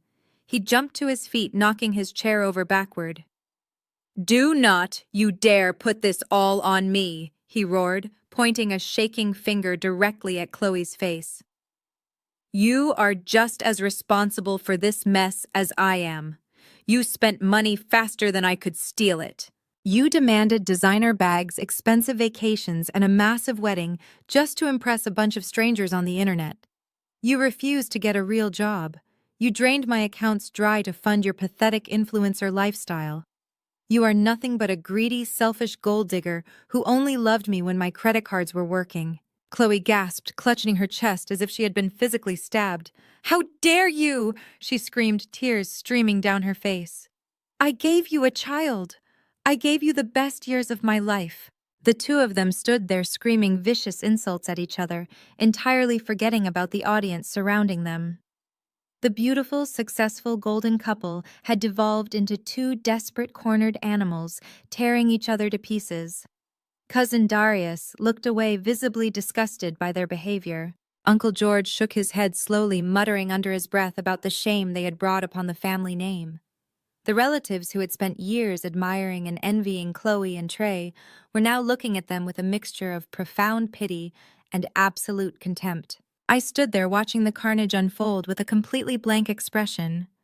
I had anticipated this exact reaction. When you build a marriage entirely on a foundation of money and lies, the slightest tremor of truth will cause the entire structure to collapse. They were destroying each other, and I did not have to lift a single finger to help them do it. But my mother Elaine could not handle the destruction of her perfect family image. She had spent decades cultivating this exact scenario, manipulating everyone around her to maintain the illusion of superiority. Seeing her favorite daughter publicly humiliated and her son-in-law exposed as a massive fraud was too much for her fragile ego to bear. Elaine stood up from her chair, her hands trembling violently. She walked quickly around the table, stepping carefully over the spilled wine and the ruined legal documents. She came to stand directly in front of me, her face pale and streaked with fresh tears. "Charmaine, please!" Elaine pleaded, her voice thick with desperation. She reached out and grabbed my hands, holding them tightly against her chest. Her grip was frantic, searching for any trace of the desperate little girl she used to control. "Please stop this. Please, look at what is happening to your sister. Look at what you are doing to this family. You have made your point. You have proven how powerful you are, but you have to stop now." I looked down at her, hands gripping mine. Her skin was cold and clammy. I did not pull away, but I did not return the gesture. "What exactly am I doing to this family, Mother?" I asked, my voice perfectly even. "I am simply presenting the truth. I am presenting certified legal documents. The truth is what is destroying this family, not me." "But he is family," Elaine cried, ignoring my logic completely. She pointed a shaking finger back toward Trey, who was currently ignoring Chloe to stare miserably at the floor. "Trey made a terrible mistake. He was foolish and greedy, but he is still the father of your nephew. He is still part of this family. You cannot just take his company and throw him out onto the street. And you certainly cannot evict your own parents from their home. She squeezed my hands tighter, looking up at me with wide, pleading eyes. She was playing the ultimate trump card. She was weaponizing her role as my mother, desperately trying to invoke a sense of filial duty that she had never earned. "We are your parents," Charmaine Elaine sobbed, her voice cracking perfectly on cue. "We raised you. We sacrificed for you. We love you." We had absolutely no idea that Trey was doing any of this. We did not know he was bankrupt. We did not know he was trying to steal your money tonight. We were completely blind to his manipulation. "You have to believe us. You cannot punish us for his crimes." I stared into my mother's eyes. For a fraction of a second, I saw a flicker of hope behind her tears. She genuinely believed she was breaking through my defenses. She thought her maternal tears and her desperate pleas were softening my resolve. She thought the obedient daughter was finally going to surface and forgive everything just to receive a scrap of affection. I slowly pulled my hands out of her grasp. I reached into the pocket of my emerald green suit jacket and pulled out my smartphone. I tapped the screen, waking it up. The bright light illuminated my face, reflecting in my cold, unblinking eyes. "You had no idea," I repeated softly, tilting my head slightly to the side. "You were completely blind to his manipulation. You were just innocent victims in all of this." "Yes," Elaine nodded eagerly, wiping her tears away. "Yes, Charmaine. We thought the business loan was just a formality for the trust. We would never try to trick you. We love you." I smiled. It was not a happy smile. It was a smile completely devoid of any warmth. "Really, Mother?" I asked, my voice dropping to a terrifying whisper. I tapped the audio application on my phone screen, selecting a specific file I had downloaded from the security system at my luxury rental house the week prior. "Let us roll the tape." The quiet beep of the phone speaker connecting to the maximum volume setting seemed to echo through the dining room. Every single relative held their breath, staring at the small device in my hand as if it were a live grenade. Elaine froze, her hand hovering in the air, her eyes darting nervously between the phone and my face. She did not know what recording I possessed, but the absolute certainty in my voice terrified her. She knew deep down that the web of lies she had spun was entirely fragile, and she was about to be exposed in front of the very people she desperately wanted to impress. The debt guillotine had already severed Trey's corporate head, and now the blade was being raised one final time for the matriarch of the family. The room waited in agonizing silence for the audio to begin playing. The room waited in agonizing silence for the audio to begin playing. I pressed the play button on my smartphone and set the volume to its absolute maximum capacity. The crisp, clear audio recording from the high-definition security doorbell camera at my luxury rental property began to broadcast across the destroyed dining room. The digital timestamp indicated it was recorded on the 5th evening of my abandoned visit. First, there was the sound of a heavy wooden door closing, followed by the distinct, sharp clicking of Chloe's expensive designer heels against a concrete porch. Then Chloe's voice filled the room. It was not the sweet, high-pitched influencer voice she used for her internet followers. It was the nasal, whiny tone she reserved strictly for our family behind closed doors. "Just leave her at the Airbnb, Mom," Chloe's recorded voice echoed loudly, bouncing off the crystal chandelier and the mahogany walls. "If we ignore her, she will feel guilty and just leave her credit cards and fly back to New York. She is just an ATM anyway." There was a brief rustling sound on the recording, followed immediately by the voice of my mother, Elaine. "Good idea, baby," Elaine's recorded voice replied, sounding completely relaxed and entirely devoid of any maternal concern or guilt. "Hand me the ribs." The short audio clip ended. I locked my phone screen and slipped it smoothly back into the pocket of my emerald green suit jacket. The silence that descended upon the dining room this time was entirely different from the shock that followed the property deed revelation. This was a heavy, suffocating silence born of pure, absolute revulsion. The audio recording had completely stripped away the final layer of their carefully constructed facade. There were no complex corporate acquisitions or misunderstood financial terms to debate here. This was raw, undeniable proof of their malicious intent. It was absolute, undeniable proof that they viewed me as nothing more than a disposable financial resource to be manipulated and discarded at their convenience. I watched the faces of my extended family members as the true weight of the recording settled over them. The relatives who had been aggressively judging me just an hour ago, the ones who had loudly agreed with Chloe's hypocritical toast about family loyalty, were now staring at Elaine and Chloe with unmasked disgust. The illusion of the loving matriarch and the perfect golden child had been violently ripped away, exposing the rotting, greedy core underneath. Aunt Beatrice was the first to physically react. The proud, gossiping matriarch of the Washington family stood up from her chair. Her movements were slow and rigid. She did not look angry anymore.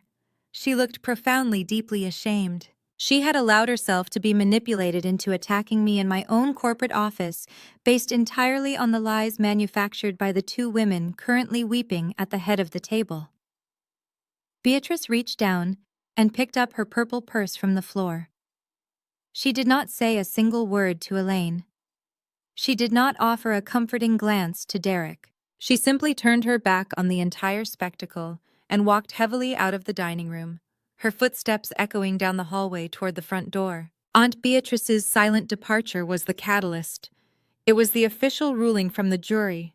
Uncle George stood up next, shaking his head slowly as he looked at his brother Derek, with a mixture of pity and contempt. "I cannot be a part of this," George said, his voice thick with disappointment. "You have poisoned your own well, Derek."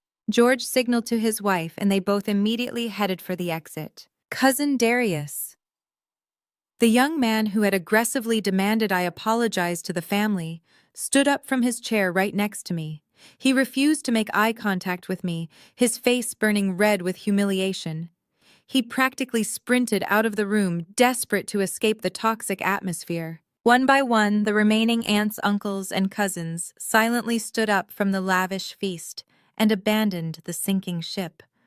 The grand Sunday dinner, the magnificent celebration of Black excellence and generational wealth, had turned into a mass exodus. Elaine watched her entire social circle walk out the front door. Her carefully cultivated reputation was completely destroyed. She reached out her hands, trembling wildly, grasping at empty air. "Wait," she pleaded, her voice cracking miserably. "Please do not leave. It is not what it sounds like. We were just joking. Please come back." But nobody turned around. Within 2 minutes, the massive dining room was entirely empty, except for the four of us. The sounds of car engines starting and tires rolling down the driveway signaled the absolute end of the Washington family dynasty. Derek remained frozen in his chair, staring vacantly at the ruined property deed, soaking in the macaroni and cheese. He was a completely broken man. With their audience entirely gone, Chloe and Trey had absolutely nothing left but their raw, panicked rage. The golden couple, the shining examples of modern success, were suddenly trapped in the wreckage of their own making. Chloe wiped her ruined makeup from her face, her sorrow instantly transforming back into vicious anger. She turned her entire body toward her husband, her eyes flashing with pure hatred. "This is all your fault," Chloe screamed, her voice echoing harshly in the empty dining room.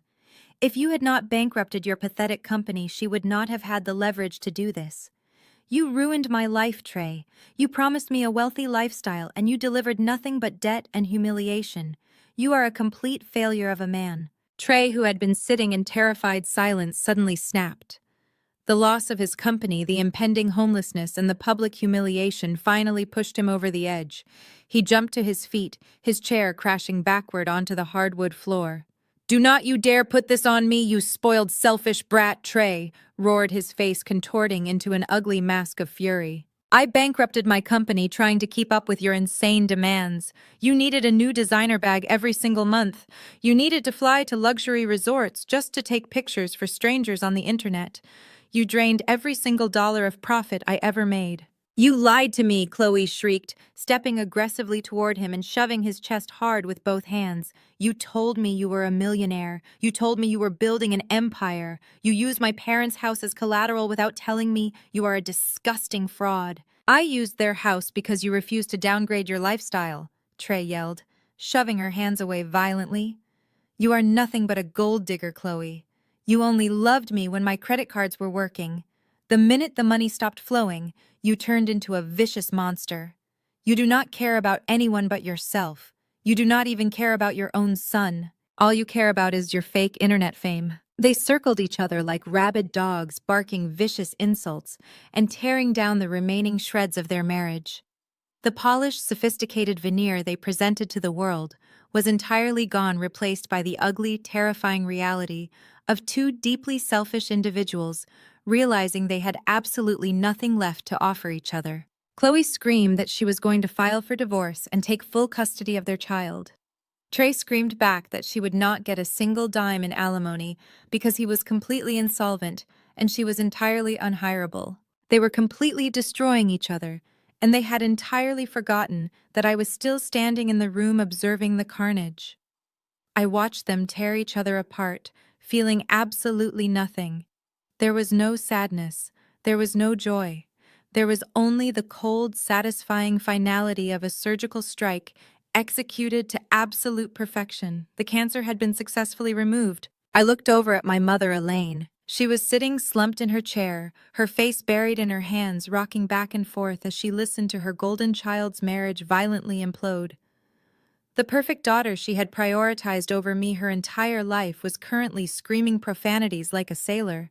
The perfect son-in-law she had blindly trusted with her retirement fund was screaming right back. The legacy she had sacrificed my childhood to build was lying in ruins across the dining table. I took a slow, deep breath, filling my lungs with the stale air of the dining room. It was finally time to end this. I reached down and picked up my expensive leather briefcase from the floor. The sharp click of the brass latches opening echoed loudly, cutting through the sound of Chloe and Trey's screaming match. The noise startled them, forcing them to briefly pause their vicious argument and look in my direction. Derek slowly lifted his head from his hands, his eyes red and swollen. Elaine stopped rocking and stared at me with wide, terrified eyes. I stood up, perfectly straight, smoothing the front of my tailored emerald green skirt. I maintained an absolutely flawless posture, radiating the cold, untouchable authority of a woman who had just conquered her greatest enemy. "Well," I said, my voice perfectly calm and completely steady, slicing effortlessly through the heavy tension of the room. "This has certainly been a lovely 60th birthday, but we have some housekeeping to do." I reached into the front pocket of my leather briefcase and pulled out 3 thick white envelopes.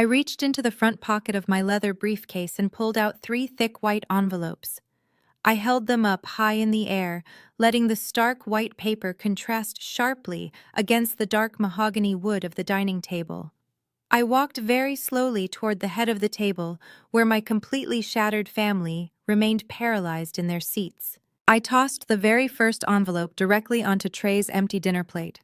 "That is a formal legal notice of absolute asset seizure, Trey," I explained, my voice entirely devoid of any human sympathy.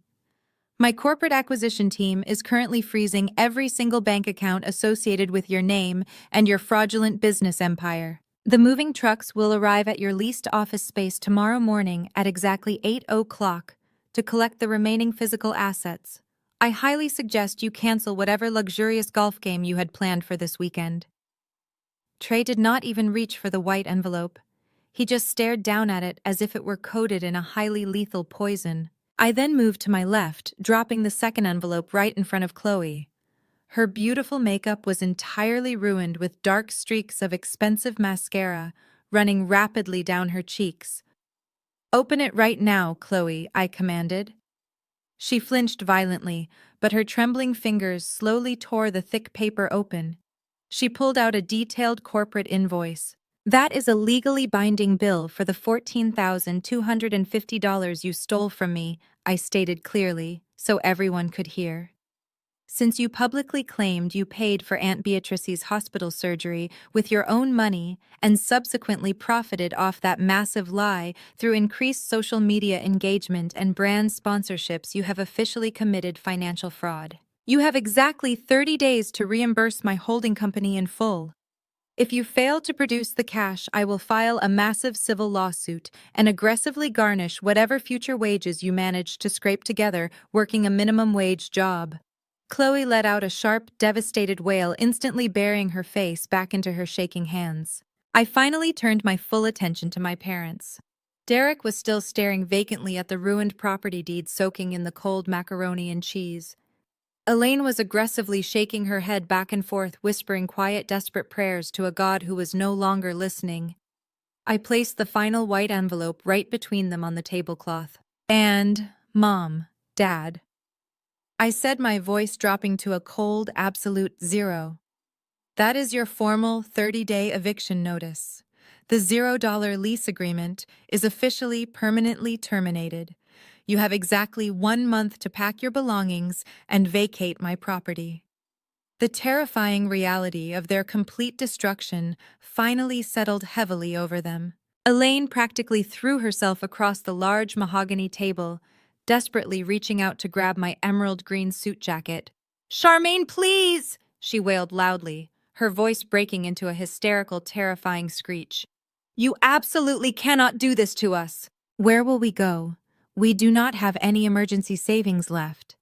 Trey completely tied up all our retirement money in his failing business. We will be completely homeless. Please, baby, I am your mother." Derek finally snapped out of his deep catatonic state, standing up on incredibly shaky legs. He looked like an old, completely defeated man, entirely stripped of all his arrogant pride. "I am so sorry, Charmaine," he cried, thick, ugly tears rolling rapidly down his dark cheeks. "I am so incredibly sorry for everything we did to you. I was a foolish man. I was an arrogant father. Please just give us another chance to make things right. We can go to intense family counseling. We can fix this broken relationship." I looked at the two of them weeping openly. Society dictates that I should automatically forgive them. Society demands that because we share the exact same blood, I should absorb their deeply toxic behavior, overlook their extreme financial greed, and instantly embrace them with open, loving arms. But there is absolutely no genuine virtue in toxic forgiveness. Forgiving them today would only teach them that they could continue to abuse and manipulate me without facing any real lasting consequences. I slowly reached down and forcefully peeled my mother's clammy hands off my tailored jacket. "You treated me like a bank, Elaine," I said, my tone remaining perfectly level. "You treated me like an automated teller machine that existed solely to dispense unlimited cash for your perfect golden family. You completely ignored my feelings, you consistently dismissed my incredible professional achievements, and you ultimately conspired to steal my money. Well, the bank has officially foreclosed on your lives." I picked up my heavy leather briefcase and finally turned my back on the grand dining room. They continued to beg loudly. They cried uncontrollably.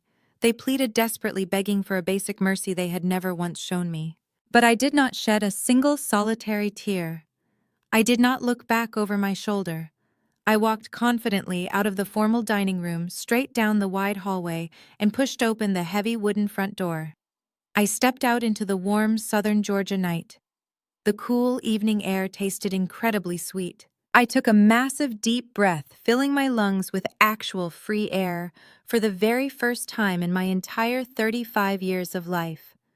I walked to my rented luxury vehicle, started the powerful engine, and drove away from the burning wreckage of the Washington family empire forever. Exactly 2 months later, the dust had fully settled, revealing the harsh, brutal daily reality of their completely ruined lives. The swift corporate execution I enacted left absolutely no room for any negotiation. Chloe was legally forced to delete her entire internet presence. The massive embarrassment of her fake wealthy lifestyle being publicly exposed spread like a wild, raging wildfire through all her elite social circles. Her massive diamond wedding ring was quickly pawned just to pay for a cheap local divorce attorney. She currently works exactly 40 hours a week, folding discounted sweaters at a mid-tier retail clothing store located in a dying suburban shopping mall. There are absolutely no more luxury beach vacations or expensive designer bags. There is only sore feet and a minimum wage reality. Trey, unfortunately, did not fare any better.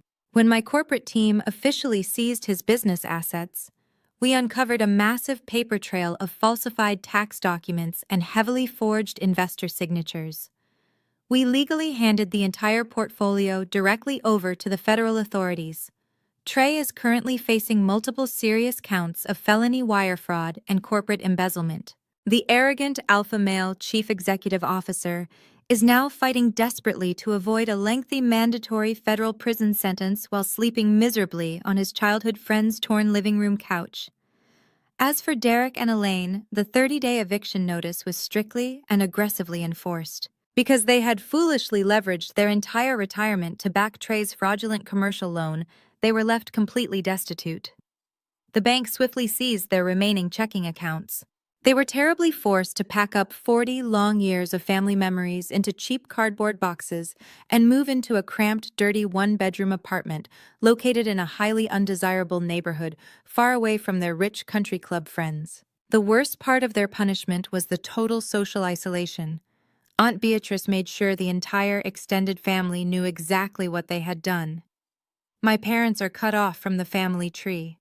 Nobody calls them. Nobody invites them to Sunday dinner. They are left entirely alone, trapped in a tiny apartment with nothing but their bitter regrets. As for me, I am standing in the grand foyer of the massive mansion I legally repossessed. The Persian rugs and the crystal chandeliers are completely gone. The walls have been painted bright white, and the dining room has been transformed into a sleek conference center. This property is no longer a fake home built on lies and stolen money. It is the brand new Atlanta headquarters for my corporate holding firm. I established a philanthropic division operating out of this building.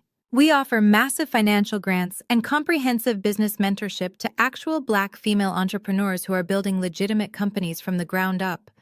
I look directly into the camera lens feeling more powerful and authentic than I ever have before.